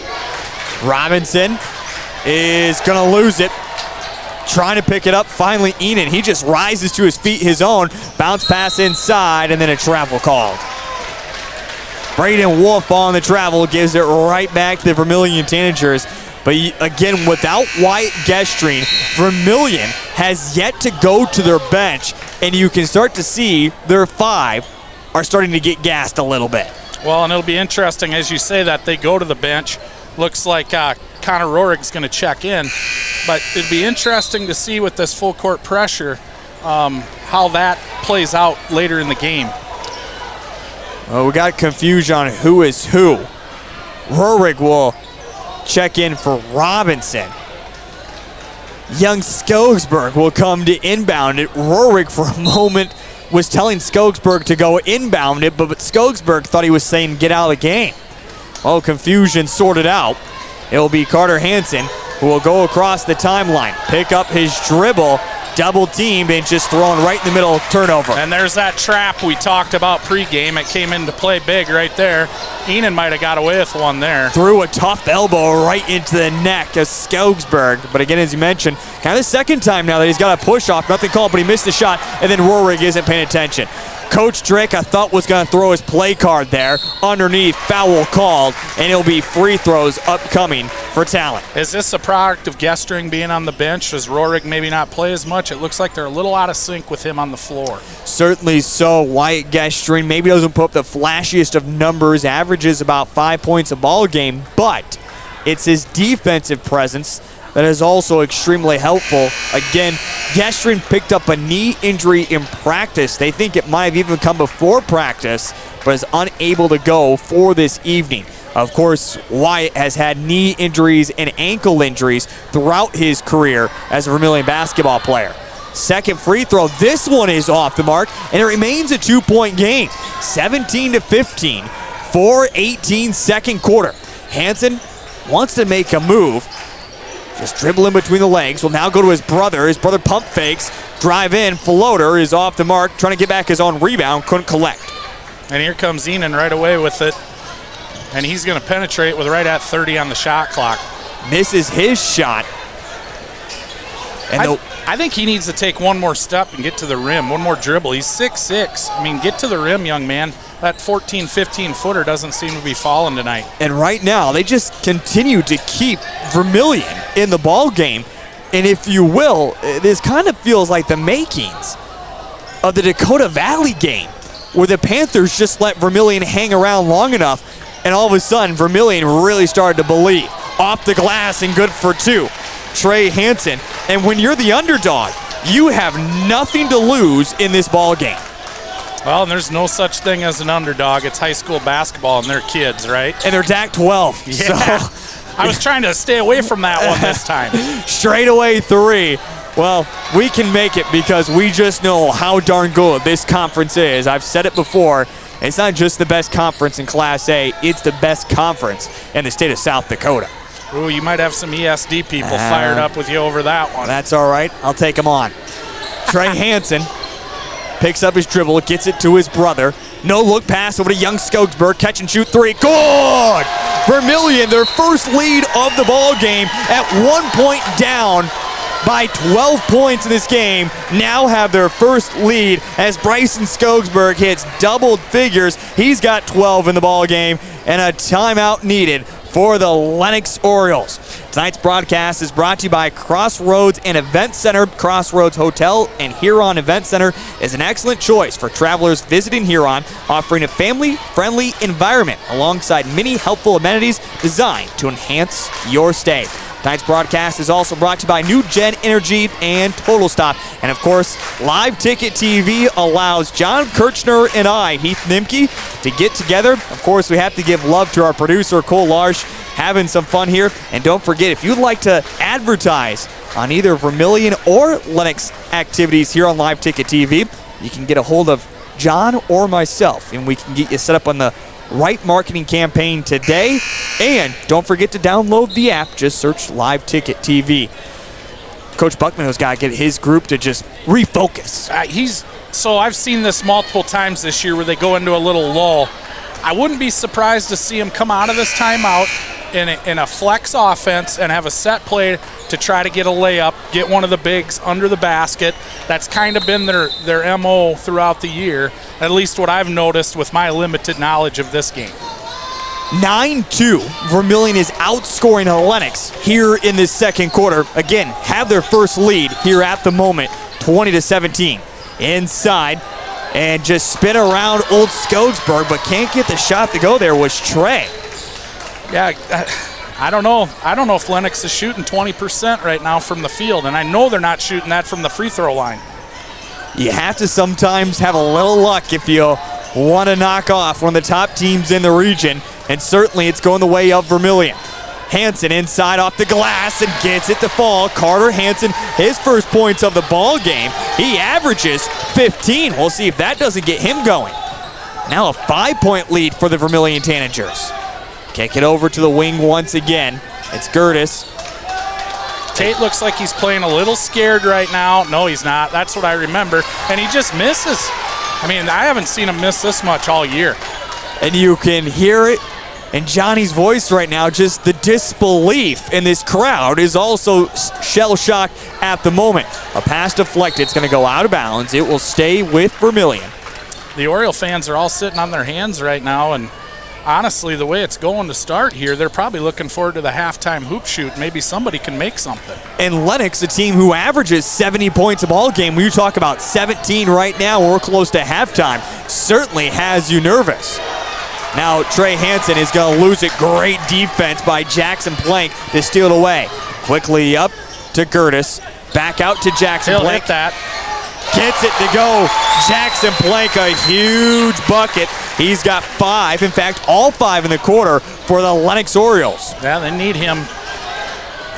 Bounce pass to Hansen. Over to the corner. 3-pointer. He finally missed. Bryson Skogsberg, who has 12. Almost turnover there for Porter Enan. To Plank. Back to Enan. Enan, the left-handed dribble. To the top they go. Straight away 3. Good. And just like that, the Orioles have the lead with 40 seconds to go here in the half. It's the exact same way that second quarter ended back on January 12th. All of a sudden, Lennox started hitting threes in the last minute 20 and blew the game open. Here they take back their lead. And here comes the Oriole crowd coming to life. Trey Hansen inside to Carter Skogsberg, out to his brother, corner three. Oof. This one will go out of bounds. They say last touch by Carter Hansen. If you can get a bucket, don't necessarily need a three, but just a bucket to give yourself at least a 3-point lead, maybe even a 2-possession lead, you're feeling comfortable here if you're Lennox. I look for a set play here, and they'll probably look for Enan, try to get him on a pick and roll or something. Try to force something underneath with 3 seconds. Young Skogsberg puts up a heave. This one is off the mark, but Vermillion strikes while the iron is hot. They get themselves back in the ball game, and it's just a 1-point lead going into halftime. What's the immediate conversation if you're head coach Chris Buckmiller? Quit fouling and finish at the rim. I think they've got a height advantage. I think they got to get physically tougher in the paint. I mean, they've missed a lot of shots within that 8-foot circle that normally are going in for them. Now the threes did come alive. Getting Connor Ike back, he got in a little foul trouble in the first half, will also help them offensively. And they got to create some turnovers out of that press. They haven't done that tonight. Tonight's broadcast is brought to you by Security State Bank. Security Bank was established back in 1932 in rural South Dakota and has been building strong client relationships ever since. Go see them today for all of your banking needs. Tonight's broadcast is also brought to you by the Vermillion Boosters. And parents, don't forget the scholarship opportunity is now open. The Vermillion Boosters are giving one $1,000 scholarship to, I should say, a boy and a girl for seniors. You can find out more. All you have to do is go to gotanagers.com to find the application and a full list of requirements. Again, the Vermillion Boosters giving a $1,000 scholarship to one senior boy and one senior girl. Apply today at gotanagers.com. Along with our producer, Cole Larsch, our color commentator, Johnny Kirchner, I'm Heath Nimke. It's halftime. Lennox leads by 1. 23-22. Your first half statistics are coming up here in just a moment on Live Ticket TV. Insurance, finding protection closer to home is always better. Finding the right insurance that covers everything you need is the best. Lennox Insurance is happy to help with your home, auto, life, health, and specializes in Medicare.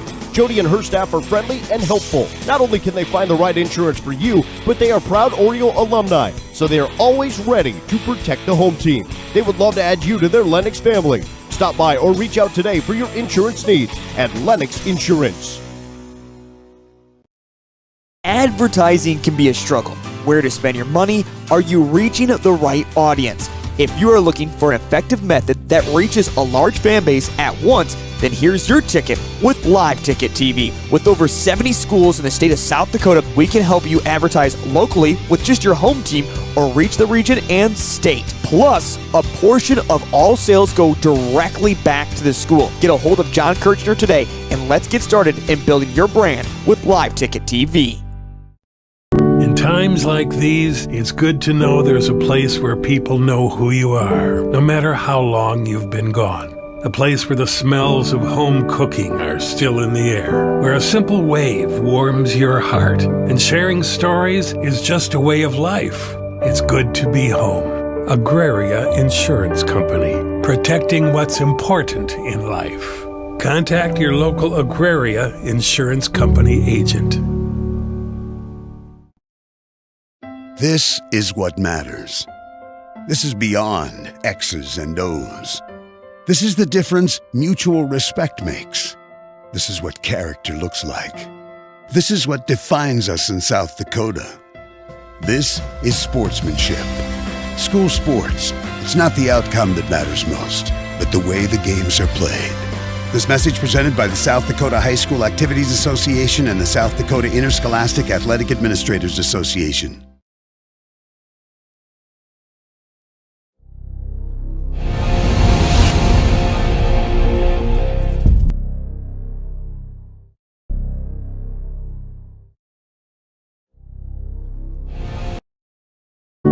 times like these, it's good to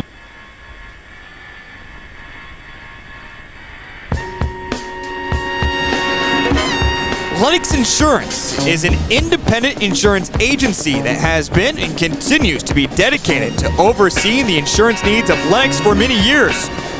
Whether they provide your family with homeowners or car insurance, protect your commercial property, or provide coverage for your employee health plans, they are there for you, and you can find them right here in Lennox, South Dakota. That's Lennox Insurance. At halftime, it's 23-22.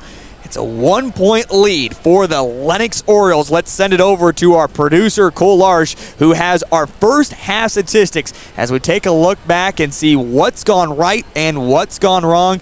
Cole, when we look at the first half numbers, young Skogsberg getting his first start tonight certainly has been spectacular for the Vermillion Tanagers. Absolutely, and we'll start with that as on the Vermillion Tanager side, the visitors coming in the 7th seed in Region 4A. They were led in this first half. Like you said, Bryson Skogsberg, he scores 12 points in that first half, including 9 in the first quarter. He also had 2 rebounds, an assist, and 2 steals to his credit. Then after that, it's pretty balanced scoring. Not a whole lot after that with only 22 points in the half. But Carter Skogsberg had 4, also pitched in 7 rebounds for the Tanagers. And Trey Hansen also had 4 points, 3 rebounds, including 2 offensive rebounds. Carter Hansen, 2 points, 4 boards, and assist to his name. And Zone Robinson yet to score in the ball game, but has 2 rebounds. Vermillion scores 11 points in both the first and second quarters for their 22. Then on the home side, the number 2 seed, the Lennox Orioles, they scored 23 in that first quarter. Pretty balanced scoring all the way around. They were led by Porter Enan, who had 7, all coming in that first quarter. Also a rebound, an assist, and 2 steals to his name. Connor Ike had 6 points, again, all in that first quarter, including 3 rebounds for him.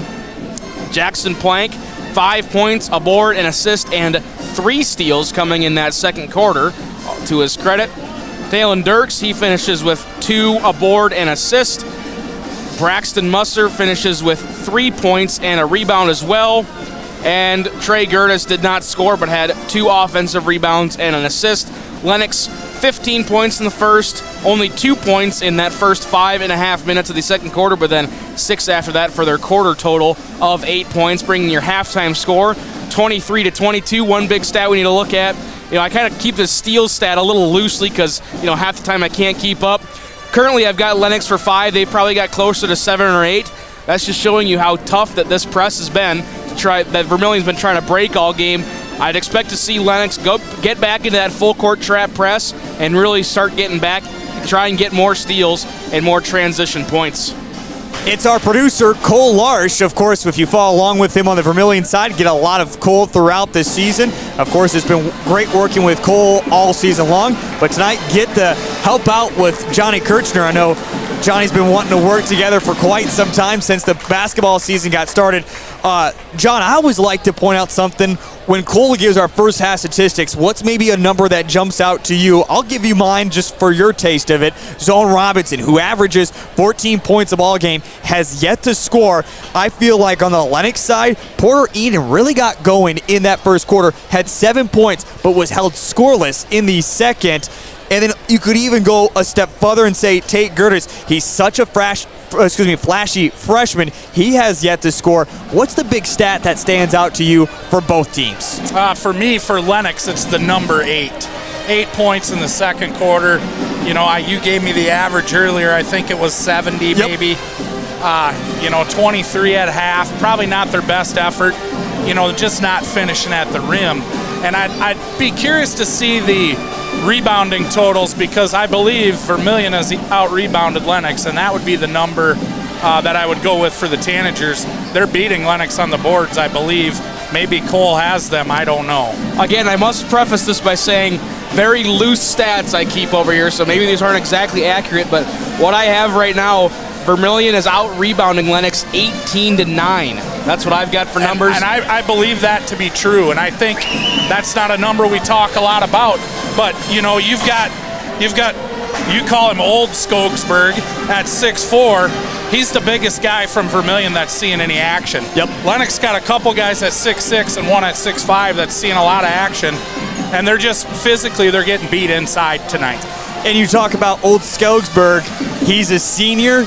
He is the only big man that Vermillion dresses right now throughout the rest of this season. The other big man they had is unavailable for tonight, has been unavailable for the past few games. But even we have post-game interviews with players, with coaches. He has always been that guy about determination. He knows what this means. He loves his brother so much. He's mentioned that on our post-game interviews, and he wants this for the younger guys. Yeah. So that just shows you his determination. Johnny, can Lennox open this up in the third quarter? Or you said, do we see this one close as we head into the fourth quarter? If that first half was any inclination, it's going to be a tight one. We better buckle up. I don't anticipate Lennox to miss that many shots at point-blank range this half, but I think both teams are going to score a little more. Quick update for you. 41-18, Dakota Valley all over Parker. T area and Beersford, maybe the closer game than what we expected at halftime. 27-21 there. And also at halftime, it's Elk Point Jefferson beating Canton 41-30. That's a Region 4A playoff picture. Again, winner of this one will play Elk Point Jefferson Canton. 23-22, quick three-pointer from Ike. This one is off the mark, but it's going to be an offensive board. The pass is tipped, and it's coming the opposite way with Robinson. And Vermillion quick getting their hands in those passing lanes tonight, and Lennox turning the ball over, which is really out of the norm for them. Quick foul on Bryson Skogsberg as he tried to reach back in, slap the hand of Enan. So pick up his second personal and first team foul. 30 seconds into this third quarter, it's 23-22 as the Lennox pep band goes on by us up here tonight in the broadcast booth. Worker on the wing, the Orioles have it inside. Plank fakes one way, his drive, the ball was knocked loose, and eventually a whistle is called, and it'll be a foul against the Orioles. I'm not sure what that was. I thought Plank had the basketball when the whistle was blown, but that was not it was on Plank. I believe they're going to say a charge was taken inside on the call against the Orioles. So we'll give back to Vermillion. The drive by Hansen, he misses. But Plank gets picked up another one right there, and that is not boding well for the Orioles. He's got two quick ones here. Now, you have to say a lot of credit to Lennox, though. They picked up that seventh immediately in that second quarter and then didn't foul the rest of the quarter. Nice job by Lennox. First free throw is good from Carter Hansen. I think that takes away a little of their aggression, though, when they get in foul trouble, like Coach Buckmiller alluded to pregame. You know, they want to be aggressive on the defensive end. They can't do that as much if they're in foul trouble. Vermillion now 4 of 6 as Hansen hits both free throws. He has 4 points. And a quick three-pointer. This one by Talon is good. 26-24. And just as it seemed like Vermillion might have had a little bit of momentum, it's taken right back. Robinson is going to lose it out of bounds. Robinson has to get in this game for Vermillion. Ike quickly back off the bench like I talked about prior to halftime. He hits a 3 here, get him back going. He's the leading scorer for Lennox right now with 9. Yeah, I apologize. I said Talon there. It was Ike who had it. Now another catch and shoot 3 for him. This one is off the mark, but it's going to be a rebound. Trying to drive back in, kick out straight away, and this one is off the heel of the iron. And Ike is the man who's already hit 3 threes in the ball game. 26-24, 2-point lead for Lennox, 6-12, third quarter. Bounce pass, they want to go inside, deflected away, and young Skogsberg is going to steal it right back. He goes in, and a foul called. That will go against Ike, and it's already the fourth team foul. 4 on the Orioles, third individual on Ike there, which is going to hurt a little bit. Thank you for helping straighten me out there. As you mentioned, third personal on Ike. And 2 free throws for young Skogsberg as he hits the first. So Bryce now with 13 points in the ball game. Again, Vermillion missed their first 2 free throws, but are now 5 of 7. You sure this kid's an 8th grader? And again, what's crazy is Coach Drake in his coaching career has never believed in bringing up an 8th grader. His first time in 15 years. There's Robinson, just like you called. Robinson hits his first points of the ball game, a huge 3 after the missed free throw, an offensive rebound, and Vermillion takes back a 2-point lead. To the corner, 3-pointer answered right back. Muser hits the huge 3. I would venture a guess Lennox shooting better from 3 than they are from 2 tonight. I would have to agree with that looking down at my score sheet here. A lot more points coming from beyond the perimeter. Skogsberg trying to muscle his way inside. Now to Robinson. He'll drive, miss the shot, trying to get the tip back. The ball will go out of bounds. They say it was last touched by Lennox, so it'll be stay with Vermillion. Want to bring in my producer here, Cole Larsh. Cole, this game certainly has the feel, though, of when Vermillion played against Dakota Valley and the Tanagers just hung around against the Panthers. Absolutely. I think hanging around is kind of the word that we can use for this game, because that's exactly what they did against the Panthers. Is both Dakota Valley wasn't shooting good, Vermillion didn't shoot great either. They just kind of hung in there, and almost another man maker there for Bryson Skogsberg. But back to that game, it was unbelievable watching, because Dakota Valley, they couldn't make a shot, but then Vermillion couldn't make a shot either, so it was just both teams kind of hanging in there going back and forth. Certainly this game runs at the tempo of Vermillion as well, 29-28. It's all about flashy, high scoring for the Lennox Orioles, and they are not getting that here this evening. Third foul there on young Skogsberg. We'll see if that makes a difference in the ball game. Rorwig will check in for him. Again, without the services of Wyatt Gestring, but Vermillion doesn't go deep into their bench anyways. Robinson is trying to move off old Skogsberg. Robinson on that last possession missed a layup right there at the iron. Trey Hansen trying to get some space. Trey dribbling between the legs, drive off the glass, good for 2. Trey Hansen now with 6 points in the ball game. Vermillion takes back a 1-point lead. Baseline drive, and this one up and good. And I keep sitting here waiting for Lennox to do what they've done all year, and maybe that one there by Gertis, a little spark plug, will get them going. 31-30. As right now the teams are just trading buckets. Handed off to Rorwig. Rorwig wants to go somewhere with it. He's in a trap of his own, gets it back, and now will lose it out of bounds. It will stay with the Tanagers. But head coach Jay Drake right into the ear of Rorwig. If you're Connor, you just got to settle yourself down. He looks a little amped and a little out of place right now, and I know it's not his first time on a basketball floor, so if he calms down, he'll be all right. Hansen trying to dribble out of trouble himself. They'll get it over to Robinson with 2 seconds on the shot clock. Puts up the shot. It was still in his hand. It was still in his hand. Shot clock violation.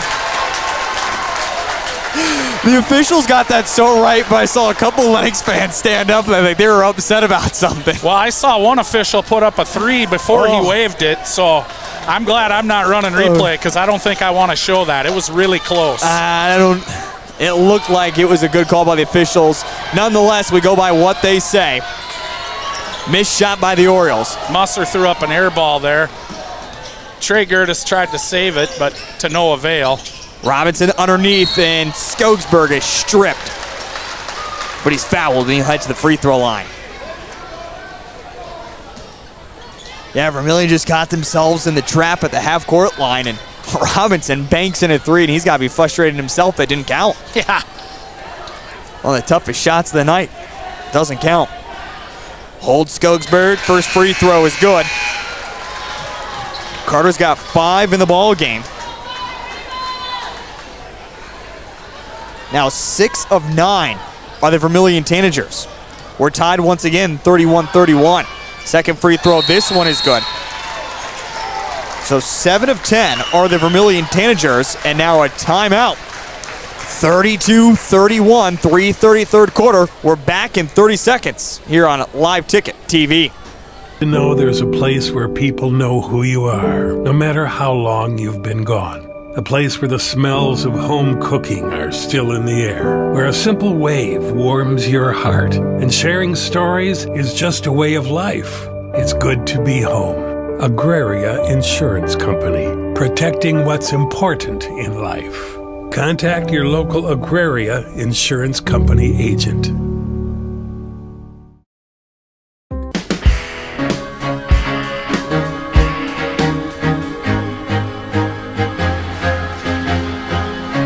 I don't know if anyone had drawn it up this close, but it certainly has been a close one throughout, especially in the first 3 minutes of this ball game. It was 14-2 at one point. Vermillion seemed like they were dead in the water, but right now, at the 3:25 mark of the third quarter, they lead by 1 against the Lennox Orioles, and again, this game is running at the tempo of Vermillion as a turnover. Another 50-50 ball there that went the way of the Tanagers, but I think they're going to overturn this. The officials are getting together. No, they're not. And they say it will stay with Vermillion. And John Kirchner, you get a little worried too when you look at the coaching staff for the Vermillion Tanagers. Jay Drake, his father, longtime coach at Winners, South Dakota. These two gentlemen have been in a lot of close games throughout their careers. They know how to get it done. Oh yeah, absolutely. And you know, coaches are coaches, and the coach will be the first one to tell you that they're not going to make any baskets or play any defense, but they've prepared the Vermillion Tanagers tonight for a dogfight, and that's what we got. Another foul called against the Lennox Orioles. It's now their 5th team foul, so we're getting closer to bonus. So maybe start the fourth quarter that way. The foul, by the way, called him Plank, his 3rd personal, and several different Orioles in foul trouble. They're trying to go at Plank here with 3 personals. They had a clear out right there that didn't pay off, but we'll see what happens. Robinson, the 3-pointer, off the mark, but it's Old Skogsberg on the rebound, but they're going to call another foul that will go against Trey. Trey had great position on that, and that ball came straight off the glass and straight down, and Skogsberg was under the backboard, and it came right to his arms. Unbelievable bounce right there. Almost like they drew it up. Hansen to his brother Trey. Trey on the drive. Kick back out to a wide open Robinson. Bang! Zone Robinson, his 2nd 3, technically his 3rd 3, but only 2 that have counted at the block. Shot left short, 35-31. Dirkston looked like he was ready to shoot that basketball. I think he was surprised he got it. Robinson trying to drive, giving a couple little head bobs along the movement, and a foul called. And with that, bonus time. Oh, yeah. And if this turns into a free throw shooting contest, it's anybody's ball game the way they shot him in the first half. And Porter Enan picks up his 2nd personal. Plank is going to come out. He's got 3 personal. Robinson is 0 of 2 from the free throw line. On the 1-and-1, it's off the mark. So Vermillion now 7 of 11. But a 4-point lead, 35-31, 2:05, 3rd quarter. And nice job by Enan to work around the screen and draw some contact. And I didn't think Porter was giving that ball up right there. I could kind of see that. Even though he had his back to us, I could tell. It wasn't the look in the eye, but it was close. And Old Skogsberg, that's only his 1st personal. The big man inside, you'd certainly want to get him out of the ball game with foul trouble, but he's played extremely clean as the senior tonight. It's now Gertis at the elbow. Kick back out. The drive to the top they go. Back to Gertis. Over to the corner. Talon drives in. Now throw it underneath. And the cornerback jumps up and knocks it out of bounds. Nice job by Robinson playing the tough defense. I think Lennox is a little hesitant to shoot them 6-footers all of a sudden, too. Dirks had a good look there, and he didn't put that ball up. He looked to pass. Gertis on the drive, and they call a foul before the shot. And a foul that will go against Robinson, picking up his 1st personal, and now the 4th team foul on the Vermillion Tanagers. Trying to get design play over to Enan, 3-pointer, good!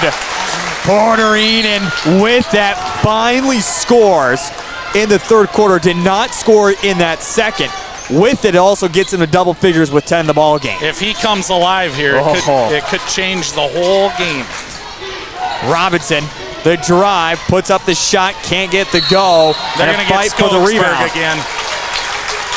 Kurt Skogsberg quickly picks up his 2nd personal, 5th team foul. And for all the Lennox fans maybe at home saying, call it both ways, Yeah, I mean, I think the officials have done a good job tonight. They really have. I'll be the last one to criticize officials. Certainly a tough job, what they have, and as we know, let them play in the DAC-12. Well, and I did it for a few years, and I know what it's like to be out there. From up here, there's nobody in front of us. Down there, you're getting screened the whole game. So they're going to call what they see, and they're going to let them play and let the scoreboard dictate what happens. Hansen bounced past to Trey, trying to go back to Carter Skogsberg, and he just fumbled it away. A chance once again for Lennox to take back their lead, and a foul called as Robinson never set his feet. But an even better job by Porter just to attack. Yeah, Porter put his shoulder into his chest before he could get his feet set. I mean, that was almost in between steps. He didn't really gather and go. He more leaned into that, and credit to him. That's a good play on the offensive side. And Ian shooting free throws. The first one is up, and this one is good. And we're tied once again, 35-35. 37 seconds remaining before fourth quarter. Certainly trending in the way of Vermillion scoring-wise, if you will.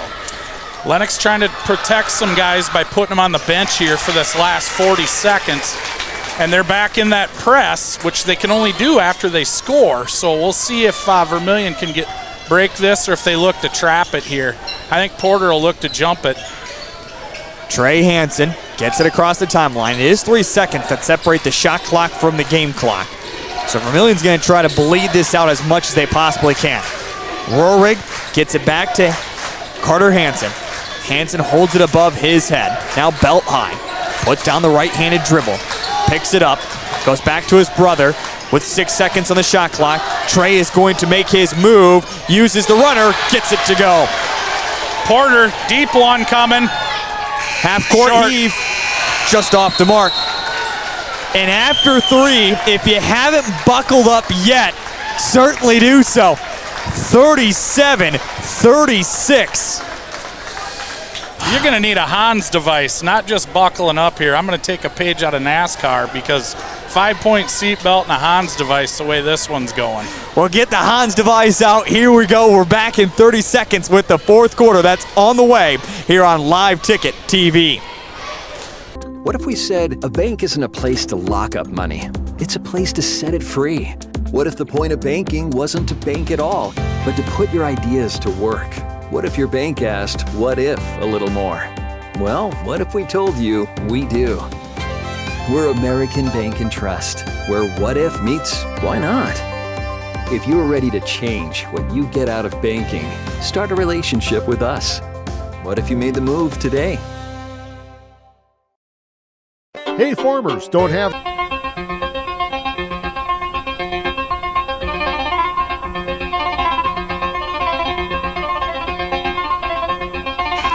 For Cole Larsh and I, this is familiar territory. We saw this on Friday evening, what some would call the basketball game of the season, at least on the girls' side. The sad part is for Vermillion, the girls came up on the wrong side in double overtime. It's region playoff basketball, and Region 4A to DAC-12 opponents. Anything can happen as we're back underway to start the fourth quarter. It's Vermillion that leads it by 37-36. They get it to Carter Skogsberg on the first possession for the Vermillion Tanagers. Carter rises up, misses his shot, fight for the rebound, finally pulled down by Lennox and just quickly thrown away. Young Skogsberg is back out after he rode a lot of that third quarter on the bench with foul trouble. Carter Hansen wants to attack as he's trying to get down to the block. It's still Hansen, picks up his dribble. To the other Carter he goes. Deep jumper for him. Oh my goodness. Just died on the iron. And with that, Skogsberg now has 7 points, 39-36. And it's quickly stolen away on the pass in the lane by Hansen. I'm speechless right now. I've never seen a shot hit the rim that hard and die. And credit to Skogsberg for being willing to take that shot. He's wide open. That NBA three. That one off the mark, puts a deep rebound. Vermillion beating Lennox to every 50-50 ball tonight. The long rebounds are going their way. Oh boy, I don't know what to say right now. John Kirchner is speechless here at the moment. To Hansen, jumper for him is off the mark. Now Vermillion has to keep their offense going. They were up by 11 the other night against Canton when they let things dissipate, and they eventually lost it in overtime. 27-15 rebounding advantage for the Tanagers going into this fourth quarter. Trey Hansen, but the Tanagers leading by 3. Our producer Cole Larsch, John Kirchner, I'm Heath Nimke. Inside to Skogsberg, jumper good as Curtis tried to take the charge. I don't think he would have gotten a charge there. I think he was not in a legal guarding position, so probably a good no call if you're an Oriole fan. You don't like the layup, but double-double for Carter Skogsberg, 10 points, 10 rebounds in the ball game for him. Three-pointer, oh goodness. Connor Ike, when you need a bucket, call Connor. He's got 12 all from downtown. He has done it multiple times to Vermillion. He had 4 threes the last time these two teams met up this year. The time before that, 5 threes. The guy is clutch. I don't know. Well, you know, I wouldn't be surprised to see him get another one here before we're done, but it's kind of reminding me of the T game in a sense. Maybe not as high as scoring, but at this point in the game, T was up on Lennox 6-7 points, getting around that 5-minute mark, and Lennox kind of turned on the Jets there at the end. But Vermillion defensively and on the glass has been way better tonight than T was here a few weeks ago. Again, that was back on February the 10th, where Lennox beat T area 63-57. 41-39, 5:42 fourth quarter. I think we had some Lennox fans waving at the cameras. Great to big crowd here tonight in Lennox. Across the O logo, it's with Hansen. Hansen trying to use the screen, but it's illegal as Carter moved into it. Yeah, Carter got there just a little late, and I don't know, it almost looked like they weren't on the same page. I don't think they were looking for the pick and pop right there. I think we were looking at penetration, and instead we're going to have an offensive foul. 41-39, and both teams now have 17 fouls here in the ball game. Gertis in the corner, try to get it down to Enan, who almost had it knocked away by Carter Hansen. Back to the top, they go straight away. Palank, this one off the mark. Fight for the rebound. It's controlled with Ike, and all of a sudden, oh my goodness, Trey Hansen got it back and scooped the leg of Ike, which tripped him up. That was just a mad dash for the Pumpkin. Robinson just holding at the O logo. Looked like he wanted a screen. It's still Robinson. 4:50 remaining in the ball game. And to Bryson Skogsberg, who leaves his shot short, has to peel himself up from the hardwood. Jay Drake not happy about the no call there either. Spin. It's Enan. Oh, just off the left side of the iron. They're going to get Gertis there. And a foul underneath that will go against the Orioles. Kyle, how many times tonight have we seen that scrum underneath, bodies on the floor? It's like somebody buttered the ball once in a while. I mean, it's sliding all over the place. And we've seen unforced errors. Guys on an outlet pass just lose control of it. The free throws a 1-and-1. By the way, the foul will come against Trey, picking up his second. Again, 1-and-1 for Old Skogsberg. Carter with 10 points in the ball game. Free throw is up, and this one is good. He now has 11. And Vermillion is now 8 of 12. I don't see a lot of momentum. I don't want to use momentum, but not a lot of fire on the Oriole bench. It's like they're sitting on their hands waiting for somebody to do something. 43-39. Drive in, jumper good. There's Dirks. That time he put up that little floater, and I wish he'd do that a little more often, but I think he missed early, and that shot his confidence a little bit. 4 points for Dirks, 43-41. Back out to Skogsberg. Young pumps the NBA three, tried to drive and almost had stolen away. Trying to get it back, he lost it again. Ball will go out of bounds. Catch the ball. Catch the ball is what head coach Jay Drake is shouting right now. And Chris Buckmiller, too, because Talon Dirks had a shot at that basketball. You mentioned him. Made a little bit of butter on that ball. Yep. Trey Hansen looking for someone to inbound. Goes to his brother Carter. Carter to Robinson on the wing. Robinson up against Enan. Will have it knocked out of bounds right into the student section. You'd think it'd be stickier. It's National Chocolate Souffle Day.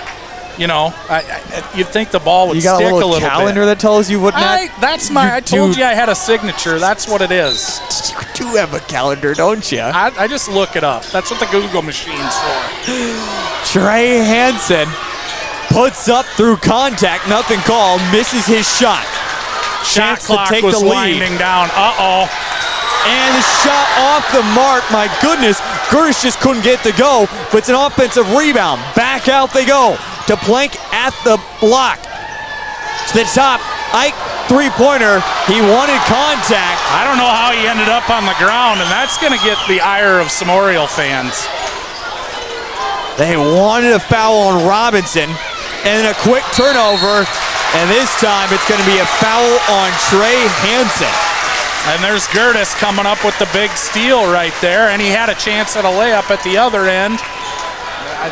If he decides to take over right here, it could be trouble for the Tanagers. And I think they get lucky as well because Carter was also reached in there almost as though that could have been an intentional foul. And given Lennox free throws and the ball back, and now a timeout from head coach Jay Drake. 43-41, 3:17 fourth quarter. We're going to keep it right here. No surprise, Dakota Valley beating up on Parker in the Region 4A playoffs, 76-31. Elk Point Jefferson is beating Canton right now, late into the third quarter, 56-44, and T Area beating Beersford, 60-43, halfway through the fourth quarter there. Again, winner of this one will play at the moment Elk Point Jefferson if Lennox wins right here on Friday evening. If Vermillion were to win, no matter what, they're on the road. Again, assuming Elk Point Jefferson holds on, it would be in Elk Point. Yeah, with that 7 seed, you're kind of handcuffed there. Yep. Yeah, you can't get anything to go your way. Yeah, you're not going to take over the higher seeded team's position. 43-41, 3:17 fourth quarter. Free throws after the timeout. It is a 1-and-1. For Tate Gertis, free throw is off the mark, and it will keep it at a 2-point lead for the Vermillion Tanagers. Trey Hansen across the O logo. Oriole fans trying to will a little defense here. Trey the drive, and his shot was blocked out of bounds. Great job to bring 2 in and shut down any move of Trey Hansen. I tell you what, it's going to take a lot to get a 3-point play the old-fashioned way tonight. It's been defensive all night long as they get it into Robinson. Robinson in the lane, picked up his dribble, and finally a travel is called. 3-second violation. 3 seconds. You don't see that one very often anymore. Back in my officiating days, I remember an old-timer official, probably a Hall of Famer, tell me when they start yelling that 3 at you, you wait till you go to the other end, you count to 2, and then you call it. But they did call it there. 43-41, 2:35, fourth quarter. Lennox looks a little more patient right here. And a foul going to be called. As Eden went to make his move inside, a foul is called, and it will be a 1-and-1 upcoming. Maybe a little cheeky with the physical play we've seen all night called. Well, there's stuff that's happened out here that guys could have went to jail for, and that wasn't one of them. Eden hits the free throw. He's got 13 in the ball game and a chance to tie. I won't tell you what Johnny Kirchner looks like right now, but he certainly is nervous. And I don't know why. I don't have a dog in the fight, right? Hey, you follow this team, you eventually learn to love them. It's right here, this O on my chest. It'll always be that way. 43-43. maybe I'm just as cool as a cucumber, but I can certainly say I love Vermillion just all the same. And a reach and foul that will go against Plank. Oh, he thought he had it cleanly, and he did not. That'll be Plank's fourth. And, you know, I can't argue that call at all. I don't think any of us can from up here. And it's I would question the decision right there. There's a time and a place for that. And with 3 fouls, 2:20 to play here in regulation, I don't think you want to get that 4th foul. The 1-and-1, good for Trey Hansen. He's got 9. The student section will bring up the Twinkle Fingers once again, which is half the girls' basketball team. Good. Trey Hansen hits them both. He reaches double figures with 10. 45, 43, 2-18, fourth quarter. Ike over Talon. Back to Ike. Definitely don't want him to shoot. Now to Plank. Back out. Talon will get it back to Plank. He'll shoot the 3. Good! Jackson Plank, when they need a bucket, they get it done. I thought the roof might come off if he hit that, and it didn't quite come off, but it's about to. And what a shot! Hansen off balance the opposite way, answers right back. Vermillion back with a 1-point lead, and Hansen just stepped into Plank and stole it away. He pilfered that thing clean. Hansen across the O logo with a 1-point lead. He falls over, somehow is able to get it back. Plank almost picked up his 5th foul right there, too. Carter Hansen. Orioles desperately need a stop. To his brother, to young Skogsberg. Corner 3, off the mark. Rebounded by Carter Skogsberg. Back out to Robinson, who will shoot the 3 off the heel of the iron. And it's the big man, Enan, rising to heaven to get the rebound. We're not going to be able to see much the rest of the game, I guarantee it. It's on the wing. Talon 3-pointer off the mark. Carter Skogsberg with the rebound. 1:01, fourth quarter. Here we go. 47-46. And a timeout from head coach Jay Drake. I'm not for sure what Jay just went and said to the official. He wanted to know where the ball was going to be put in place so he could draw up a set play here. They generally, as an official, when there's a timeout, you have the option of a full or a 30. Generally, you can't get an answer out of him. Jay comes right out, says, I want a full timeout. I think that's what they called. And I want to know where the basketball is. Where's it going to be? I said I wasn't for sure at first, but yeah, he came out just guns blazing. This is what I want. Pretty demonstrative, but this is a simple question. He's been around long enough. He knows what he can get away with and what he can't. 47-46. The man likely to pick up a technical has yet to pick up one this year. His assistants have, though. We won't point out too much. He's a little timid when we say it. 47-46. 55 seconds remaining in regulation. Certainly Lennox did not expect to be tested the way they have tonight. By no means they think it was going to be a walk in the park, but I think they believed a little bit more in what they're able to do offensively. They just didn't shoot the ball well thus far, and they've gotten beat badly on the glass. Again, that last trip, Vermillion had 3 or 4 shots. Robinson will inbound. They'll go deep to Trey Hansen. Trap. Almost to near Carter. steal. They're trying to make him play fast and shoot the basketball, and I'm sure Jay Drake talked about that and said, hey, we're going to massage the clock a little bit here. Let's get a good look going downhill, and that's probably what we're going to see right here. Hansen at the elbow, jumper off the mark, fight for the rebound. It's by Enan. Lennox with a 1-point lead, and Hansen was trying to get it back, fouls. Not a very smart foul right there, but maybe frustrated on missing that 15-footer. I don't know.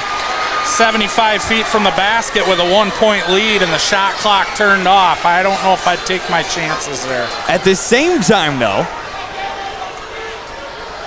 you get another opportunity if you're Vermillion. You do, but it's a 2-shot foul now because that's the double bonus. Double bonus. The free throw is up. It's good. Who would have thought that Lennox would have more fouls than Vermillion, or Vermillion would have more fouls than Lennox this half?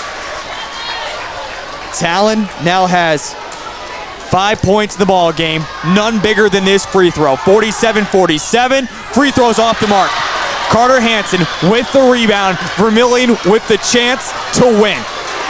Trey Hansen across the O logo. Is Jay going to call a timeout? Yep, he's going to call a timeout. Where's the 5 count? No, now it's coming. He's waiting. Yep. I was waiting for the closely guarded call there, the 5-second count, and we didn't have it. So who's it going to go to, partner? Who's getting the ball? It's a great question. Let's talk to our producer as well, Cole Larsch. Cole, if you're Jay Drake, who are you drawing this one up to? I mean, just based on fourth quarter play alone, you got to either get it to Trey Hansen or Carter Skogsberg, just based on what they've been able to do. But I mean, you look at some of the size advantages they have underneath. Lennox has been able to kind of limit Carter Skogsberg here a little bit. You know, he got hot early, kind of got a little slower there as it went on. I mean, it's just, I don't know who you got to go to, because no matter who you go to, Lennox is going to hound them. And you know, 10.8 seconds, this referee's been letting them play all night. Nothing's going to change here. They're going to let them play these last 10.8 seconds. I think, personally, Bryson Skogsberg is the guy I'm looking out for. The 8th grader, Johnny Kirchner, has it. Here we go. 47-47, 10.8 remaining in regulation. Robinson to inbound. Timeout, Buckmiller. He watched what Vermillion brought out there on the court. It'll be a quick 30-second timeout. Head coach Jay Drake is out of timeouts. Was it a decoy by Jay? Probably. The guy's been in the business long enough. He goes back to his clipboard. Whatever he drew up before, he's not drawing up again. I'll almost guarantee you that. Chris Buckmiller in the huddle with his team. Vermillion trying to get the upset. Can they make a huge splash? And to be cliched, now I will be. It's too bad one of these teams has got to lose. Now, neither one of them played stellar tonight. Well, maybe Vermillion did play stellar tonight. I haven't seen them play this year. This is their type of game. But they're playing well and giving themselves a chance to win.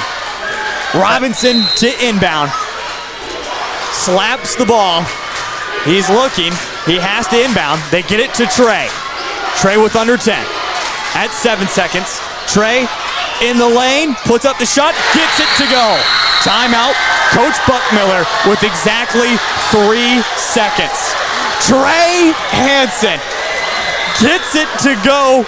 The man who had a chance to win it against Dakota Valley in a play that was drawn up as whoever gets it, just if you have an open look, shoot it.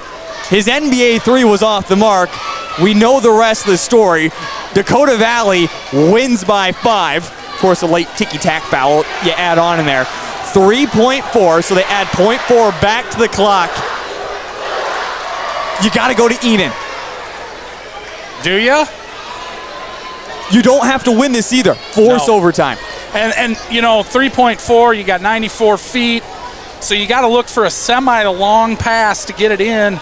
I got to think that Vermillion will pressure. I can't, and maybe they won't. Maybe they'll sit back at half court. We don't want to give up a layup, so we're going to make you beat us from the arc. We'll see what Coach Drake has. I'm sure Buckmiller's got 3.4, fourth quarter. Carter Skogsberg will apply the pressure on the inbound to get the upset, to force overtime. Here we go. It'll be planked to inbound. Running baseline, falling over. It goes to Robinson. Vermillion, the upset. Vermillion will knock off the Lennox Orioles. And they're on to the second round of the region playoffs. What a ball game. Count the bucket, by the way, by Robinson at the end. It didn't even matter. I tell you what, my hat's off tonight to the Vermillion Tanagers. They came in here and did what a lot of people weren't giving them, myself included, much of a chance to do. And as an Oriole fan, it's disappointing. Sun will come up for me tomorrow, and it will for everyone, but I feel bad for these kids. such a great year to see it end, in a tight one. And this is high school basketball. It's Region 4, and it's the DAC 12, and that's what you get. Plank was able to run the baseline, and just as he was moving to his left, he slipped. The pass never came in cleanly. You go to a cornerback, wide receiver. I mean, Robinson makes plays like that on the football field. If you watch his Twitter feed, he's always tweeting something about football. And in the biggest moment for the Vermillion Tanagers thus this season, they come up in the clutch, get a defensive stop. Again, a layup at the end is good. 51-47. John, I go back to what you just said. As a Vermillion faithful, I can say this feels exactly like it did on Friday, except on the opposite side, if you will. A team that deserved to be in the SODAC 16. A team that deserved to be in maybe the state tournament for the Vermillion girls. This Lennox team, they came into tonight 5 overall in seed points. Yeah. I mean, that's how good. 17-3. They're lose to Moorhead, Minnesota, that you lose to Sioux Falls Christian, you lose to Dakota Valley, all great teams to lose to. This season was never supposed to go this way for the Lennox Orioles. A phenomenal season, but the way this one ends, I mean, it just, a bitter taste left in your mouth, a sorrow taste left in your mouth. Gut punch almost is the term I'm probably thinking of. And again, not so much for me, but for the kids, and hey, you go out and you give it your best shot. Chris Buckmiller said pregame, we can't lose to Lennox. I don't know what their shooting percentage was, but I think they got beat by Lennox. And they just didn't have shots go in tonight. Some timely turnovers, some good defense by the Tanagers. It all comes together at the end. And what a ball game, though. I couldn't ask for a better ball game. And I would have to agree with that. I mean, we're going to hear it from head coach Jay Drake. He's going to join us here on the post-game show. He's going to talk about how his defense needed to do certain things. Yep. They got Lennox off-balanced. But as you mentioned as well, this is a Lennox team that we heard it in the pregame interview. We saw it against Dakota Valley. They shot themselves in the foot. They lost against Lennox. They didn't lose against Dakota Valley. Yeah. I mean, but they are kids, and that's why we play them, right? I mean, I honestly, I don't have a whole lot to say, and usually I'm not one short on words, but my hat's off to Vermillion tonight. Coach Jay Drake, his team I'm guessing they did exactly what he wanted to do with that game plan. They were able to hold Enon to 15 or less, I believe. Finishes with 14 points on the evening. Yeah, so, you can do that. That gives you a chance. Lennox had some guys step up, but just maybe not as much as they had throughout the season, and I think that's the difference. You talk about their three-point shooting that did so well, but then the inside, the size advantage. I mean, we talk about Carter Skogensberg as a senior. He's the only big man they have inside. They got nobody else inside, and yet it wasn't that Orioles didn't attack inside. They just couldn't get the shots to fall. Right. That was like there was a lid on the hoop in the first half, especially. Second half, I think it got a little better. I can't remember what our halftime score was. What was that? It was 23-22 at half. So it was very similar second half. It sure seemed like Lennox made more shots in the second half, but apparently they didn't. So it was 29-24 in favor of Vermillion in the second half. Okay. Score-wise. Well, let's just continue on. Let's bring in our producer, Cole Larsh, as he tallies up the final numbers here. I mean, and I asked Coach Buckmiller to come up tonight on the post-game show. I don't know if we're going to get him to come up here. We are going to roll on. Again, this is part of our special here with the Vermillion Tanagers Live, as always, a post-game show. I don't know if we're going to get Coach Buckmiller. I understand if he doesn't want to come up. I know he was feeling underneath the weather as well. He was sick yesterday, but if his stomach virus wasn't bothering him, this one certainly. Ooh, yeah. And, I heard head coach Jay Drake talk about it. You talk about Porter Enon now as a junior, has never been to a state tournament. He kind of wants this taste to get out of his mouth. But then you look at this squad, John, and you look at all these seniors, and so many of them have been great playmakers, and there's a lot of talent coming back for next year. This is going to be a really dangerous team again next year for Lennox, but this is certainly a sour way to go out. Well, and these 4 seniors, I think it's 4. You've got Connor Ike, Braden Wolf, Jackson Plank, and Andrew Doherty. These 4, I tell kids, but going back to my coaching days, don't let one game define your career or one appearance here or any of that. And, that's what they got to take away from this is they were on a pretty good basketball team, and they were a big part of it.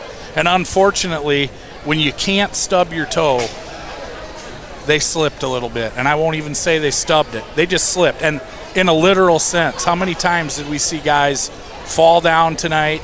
That very last play in particular, Jackson Plank loses his footing. That's the way it goes, the way the ball bounces, as they say. And unfortunately, it is the end of the road for the Lennox Orioles for the 22-23 campaign. And it's just so surprising that it ends this way. Yeah, yep, for sure. It ends this way. Cole Arsh, our final numbers, what are we looking at? What kind of performance was this for Vermillion, and how did they beat them statistically wise? Well, we'll get to Vermillion in just a little bit. I'll start with the home team on the scoreboard, the Lennox Orioles. They score 47 points in this ball game. They were led by Porter Enan. He finishes with 14 points, along with 6 boards and 2 steals to his credit. Connor Ike finishes with 12 and 5 rebounds. Then we'll go down the line as we see it by number. Jackson Plank finishes with 8 points, 2 boards, an assist, and 3 steals. Talon Dirks, 4 points, 4 rebounds, and 3 assists. Braden Wolf did not score, had a rebound. Braxton Musser had 6 points, including 2 big threes there to kind of keep Lennox in this ball game. Tate Gertis had 2. Trey Gertis did not score, had 2 rebounds. Lennox scores 15 in the first, 8 in the second, 13 in the third, and 11 in the fourth quarter for their total of 47 points. Now for the victorious Vermillion Tanagers, they score 51 points, led by pretty balanced scoring up top. Trey Hansen finishes with 14 points, 4 rebounds, an assist, and 2 steals. Bryson Skogsberg finishes with 13 points, 4 rebounds, an assist, and 4 steals. Carter Skogsberg finishes with 12 points, 13 rebounds, and an assist. Zone Robinson finishes with 8 points and 6 rebounds. And Carter Hansen just 4 points, but 5 boards, 2 assists, and a steal. Vermillion out-rebounded Lennox again. This is very rough total because there's a lot of things going on in the game. Usually I don't keep track of rebounds very accurately, but according to my numbers, 33-22 is Vermillion out-rebounded Lennox. And, thinking back to the game back in my head, it's probably a little bit more than that because it just seemed like Lennox could not put the ball in the hole in this ball game. Vermillion scores 11 in the first and second, 15 in the third, and 14 in the fourth for a total of 51. Vermillion Tanagers go to 10 and 11 on the season. Lennox ends their season, still a very good season, you got to say, at 17 and 4. As we await Coach Jay Drake, as I mentioned, I don't know if we're going to get Coach Buckmiller up here on the postgame show. Just saw Coach Drake give a large handshake to head coach John Brooks. We kind of talked and joked around, is this a little bit of revenge for the girls? John Brooks in attendance for this one, and certainly happy to see his counterpart get this huge victory tonight, as head coach Dre Jake will be joining us here in just a moment. And we do want to give a reminder out to all the Lennox Oriole fans. We will still have coverage coming up this Thursday. This isn't the end of our season, if you will, here on Lennox Oriole Activities, as we will have coverage of the girls in that Sodak 16 matchup coming up against Sioux Falls Christian. But still, John, a tough one here to swallow if you're Lennox Orioles. I think anytime you lose in your home gym and there's a seed difference like that, it makes it a little bit tougher. But, it's, again, it's why they play them. I don't like the cliches, but we all know what we're talking about when we do say one. And it is what it is, And it's not for lack of effort, not for doing their best, not for trying. Some things just didn't go their way tonight. But looking forward to Thursday now. Partner, we're going to run one more time. Well, 2 partners here. It looks like we're going to run one more time together. I was thinking a couple more coming into today, but we're going to do it again Thursday night. And if it doesn't go Lennox's way, I'm kicking these guys out of the booth with me from here on out. I'm just kidding, of course. But you know, it's been a fun ride. It's been a good season for the boys here, and they've got nothing to hang their heads about. You know me, I'm a baseball guy. I would say, well, baseball season's coming up. Watch out. But then Vermillion has the defending State American Legion champions as well. So I'm not going to go there just yet. But I can tell you that this group of young men, they're very versatile. They'll bounce back, and they will perform. High school club ball starting up. We've got a couple tennis players out here. That's in the spring. We've got some soccer players. So, you know, these kids, they're going to get right back into the swing of things here in the next probably week or so. And they're going to be on to something different. Well, as we continue on, we'll take a break here in just a moment and catch up with head coach Jay Drake. It is official here already. We know what's coming up. It will be Vermillion at Elk Point Jefferson. Elk Point Jefferson actually survived against Canton. Canton made a little bit of a push there. 79-70 was the final score. And then T area blew by Beersford 72-47. Of course, Dakota Valley beat Parker. So Dakota Valley and T area coming up on Friday evening. Vermillion taking on Elk Point Jefferson. And just for all the Tanager fans out there, last time it was against Elk Point Jefferson back on January the 17th, 60-49. But you may remember the starting five was pulled in the second quarter of that game. They sat out more than half of the second quarter because things just went so wrong offensively that Coach Drake had enough and brought out the second team and just let them go for a while. So Vermillion certainly with a little bit of revenge. Again, they really thought, Vermillion did, they could get that 6th seed and play against Elk Point Jefferson tonight. John? Well, hey, maybe that move by Coach Drake in that last game with Elk Point Jefferson, maybe that got these guys going a little bit. And I'll be curious to see if Gestring's available to play on Friday. He's got to add another dimension to this team, and hopefully that young man is okay and he can go for the Tanagers. I know the Vermillion fans back at home probably wishing they could be here if they weren't. Again, very, very exciting for the Vermillion Tanagers, but they just come up on the short side. We're going to continue on here on the post-game show. Let's waste no time. John, you get to hear a special interview from this big man, the big senior, Carter Skokesberg. What was it? What was it about this group? Where was it that after going down by more than 10 points early in that first quarter, where did the energy come from? Where did the belief come from your group? We always had the belief. I mean, they really started to kick in right when we hit that first shot. We just needed one shot to go in, get the nerves to go away, and we always believed in ourselves to get it. We just wanted to make the game muddy, low-scoring game, and we wanted to give ourselves a chance in the fourth quarter to make something happen, and we did.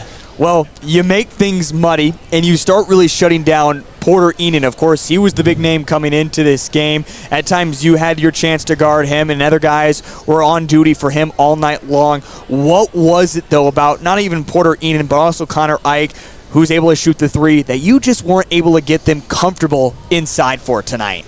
We just went back to our identity just to play hard defense. I mean, if we were going to come, before we knew this game was happening, we knew when we were getting ready for this game, we knew that we were just going to go straight half court.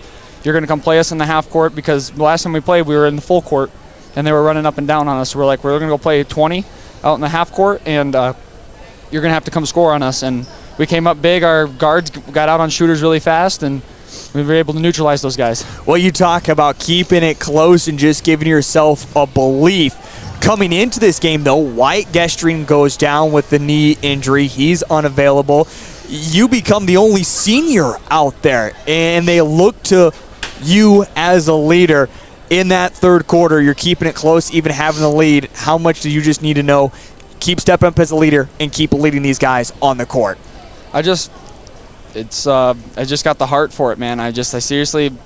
I love these guys on this team, and I want them to excel, and I want to do big things with these guys, and especially get them ready for the future. And being that only senior out there, you got to sometimes step up and yell at guys, and you sometimes got to pick their heads up when they're down, and you just got to be the leader out there just to get these guys going, and then you can get something special like this to happen.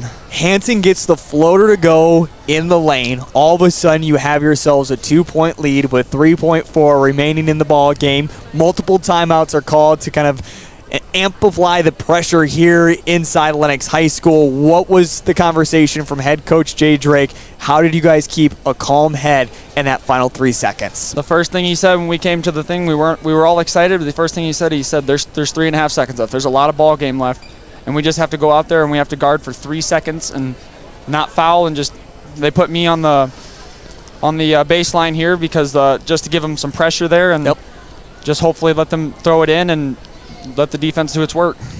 Well, as you can replay it back in your head, the pass as Plank slips goes to Robinson. He eventually lays it up and in, but all that mattered was that final buzzer. It goes off, and all of a sudden, you guys get the upset, taking down a team that was ranked inside the top 5 at points this season, finished 17-3.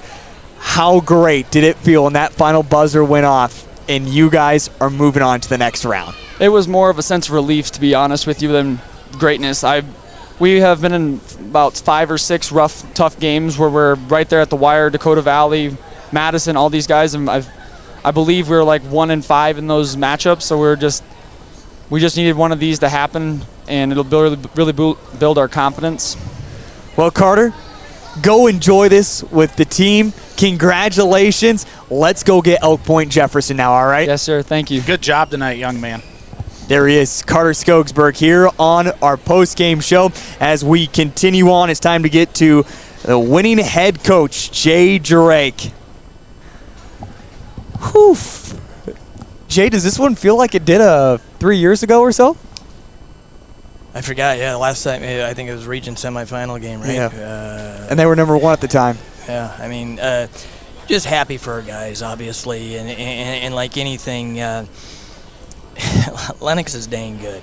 And we told our kids all week, and I know it sounds crazy, and we're not trying to disrespect their team, our team, but if this is, and I think I might have said it in the pregame, or maybe it was off-air, Heath, but if this is NBA basketball and we're playing a 7-game series, we told our group all week, we're not winning the series. You know, it's not happening. And in all honesty, what we should hope for if it's a 7-game series is we lose the series 4-1. We just had to have the 1 beat tonight, right? And that's the thing with high school basketball, NCAA tournaments. It's not a series, and we had to be better from 7 to 8:30 tonight. And really, I told her we needed to muddy up the game. We needed to try to grind it out. You know, I'd guess that 47 is probably their season low. Points-wise, for sure in this gym it's going to be, I would think. But John Kirchner said he was drawn up in the third quarter what the final score was going to be. He said 51-49. Good guys or bad guys? Well, I said I wasn't picking. I made that clear. I said I'm not saying who's winning. But, you know, going back to that, you know, early on in the game, obviously they get out to a quick 12-2 start. Yeah. And, you know, we kind of told our group a lot of times in postseason basketball, especially when you got a kind of an experienced group, the higher seed, they are going to go for a knockout punch early. I thought we got some decent looks at that end. I kept telling our assistant coaches, we just need a couple buckets to go down just to kind of relax us a little bit. But in past games this year, we've had moments, not always at the start of the game, but you go kind of in those stretches, and then we kind of let our offensive end affect us on the defensive end. And the big key is, you know, at the end of the first quarter, we were grinding out some stops, which we needed. And like anything, when you're trying to upset a team, you got to have them miss a couple of shots too. And you know, I thought after their 12-2 to end the first quarter, they had a couple good looks that they just missed shots. Okay, nothing, but you need that sometimes to have a night like this happen. But then we got a couple, made some on the offensive end, and I think it was 15-11 after one. But it's kind of like you withstood their run now, and you got yourself right back. And like anything from there on out, you know, I think we took a 22-17 lead with about a minute and a half to go. We had a couple poor offensive possessions on the at the end of the second quarter that led to a couple open threes to give them a 1-point lead. But again, you go into the locker room and it's a 1-point game, and we're basically now, you don't even have to win the whole night anymore. You know, we're trying to break everything down. We said we just got to win 16 minutes. And 3 weeks ago tonight at our place, we hadn't done this on the road, but at our place, I think we said we saw our team before our eyes grow up a little against DV. The way that game went, and just hanging around and giving ourselves a chance, final possession of the game against DV. Okay, but we had to do it coming down. We were down 17 with about 6 to go in the third. Tonight, I think we saw our group grow up again some more, because once we got back in it at the end of the first quarter, those final 3 quarters, it was just grinded out, two teams just going back and forth. And like anything, you got to make a stop or two and make a play or two at the end. And Trey, obviously, a huge bucket, and even at the end, Zoe with a huge steal to finish out the game. You see, and maybe you didn't see it. Plank was slipped when he threw it in. Yeah, I did notice that, and we were worried about it. I don't even know if they set a screen. We told Skoggs they might try to set a screen. You don't want to run a kid over. We're trying to just get ball pressure. I did notice, the other thing, I think they still had one timeout. Our other fear was I thought they might just try to throw a quick one to half court, call another quick timeout, and now you got a sideline play with maybe 2.5 seconds left. So we're trying to keep guys in front of us. The assistant coaches and I, we debated for a second for about at the halfway point of that timeout, we were just going to switch everything, and yet we haven't done that much this year. So then we went back to just play straight up, try to keep them in front of you. What I was really worried about, and you guys have a better view, is I saw he kind of slipped and obviously made the pass. Zoe made the steal. Now he didn't need the layup or anything. I thought he might have stepped out of bounds over here. He didn't step out, and that was my fear too. That we, once he had the steal, just hold on to the thing and we're home free. But a kid made a play. And the bad thing with high school sports or any one-and-done situation, Lennox had a hell of a year. Yep. That's a team that, quite honestly, and I know from an expectation standpoint, and they're not just a state tournament caliber team. That's a team that very easily should, and I thought they'd be playing Friday night in the state semis, because they're that type of team. That they're that kind of caliber team. So you feel bad from that situation anytime a good basketball team. But, this is Region 4. It's been this way for years. And we told our group, I told you, any other, we've had our ups and downs, but any other region, we wouldn't be lower than a 5 seed. And there's a couple regions we'd be even higher than a 5 seed. So I wouldn't call us a typical 7 seed either. Right. And that's the thing. We felt, and I don't know how many, there's not a lot of people probably in the state that thought Vermillion's going to come in and do this. Heck, there's probably not a lot of our fans that maybe thought this. Yep. But the big key is we as a staff and the kids in the locker room, we believed we could, and that's half the battle sometimes on nights like this. You got to believe you can get it done, and our kids believe. Well, you have Elk Point Jefferson. Last time they took it to you right away in that ball game. They have size on you. What is it going back into another hostile environment? You mentioned the crowd probably wasn't very large here tonight for the Vermillion Tanagers, but how do you make sure you bring the crowd coming up on Friday, get fully behind this team once again, and go see if you can't get yourself another upset? Yeah, we just talked in the locker room. We can't, we've got to believe, same thing, that I know this much. EPJ is going to be very happy that we won the game. They thought they'd be coming to Lennox here tonight, or on Friday night. It's going to take the same energy, effort, the same thing. We got to believe we can do it. But we were 3-3 at one point, and I've been telling you this all year. Then we dropped 3 in a row to go to 3-6, and we got to 5-6 and didn't get back to 500. Then we get to we're 6-10, and then we win 3 in a row to get to 9-10. All I've told our group is I don't think before the year anyone, even in Vermillion, gave us much of a chance to be anywhere near 500. We felt we'd improve as the year went on and could improve, and we thought we could do some things as we gained experience. We are now 10-11, and always said we're still searching to try to get back to that 500. Okay, but if we can go get it done now Friday night, it'll also put us in the SODAC 16. Coach, let's go do it. All right. All right. Thank you. There he is, head coach Jay Drake here on the post-game show as they get it done tonight. Vermillion gets the victory, 51-47. Over the Lennox Orioles. Did not catch up with Coach Buck Miller. Kind of understand the situation there. It's certainly, we have it with our staff. Of course, John Brooks came up and talked. It's a very tough conversation to leave, and especially in the manner, if you will. And Coach Drake mentioned it. It's an upset, but sometimes it's just the region. Unfortunately, it's just the region you play in, and it's so difficult to get yourself out of. John, we'll be back with you Thursday, all right? Yeah, and one final thought from me. Yes. On National Chocolate Souffle Day. I have to get that in one more time. You know, we talked about it while we were waiting for Coach Drake. You know, you put the kids out there and let them do it. And like he's alluding to the same thing when he talks about a 7-game series, or we only got to win the last 16 minutes. I look for them to give Elk Point Jefferson all they want and then some on Friday night.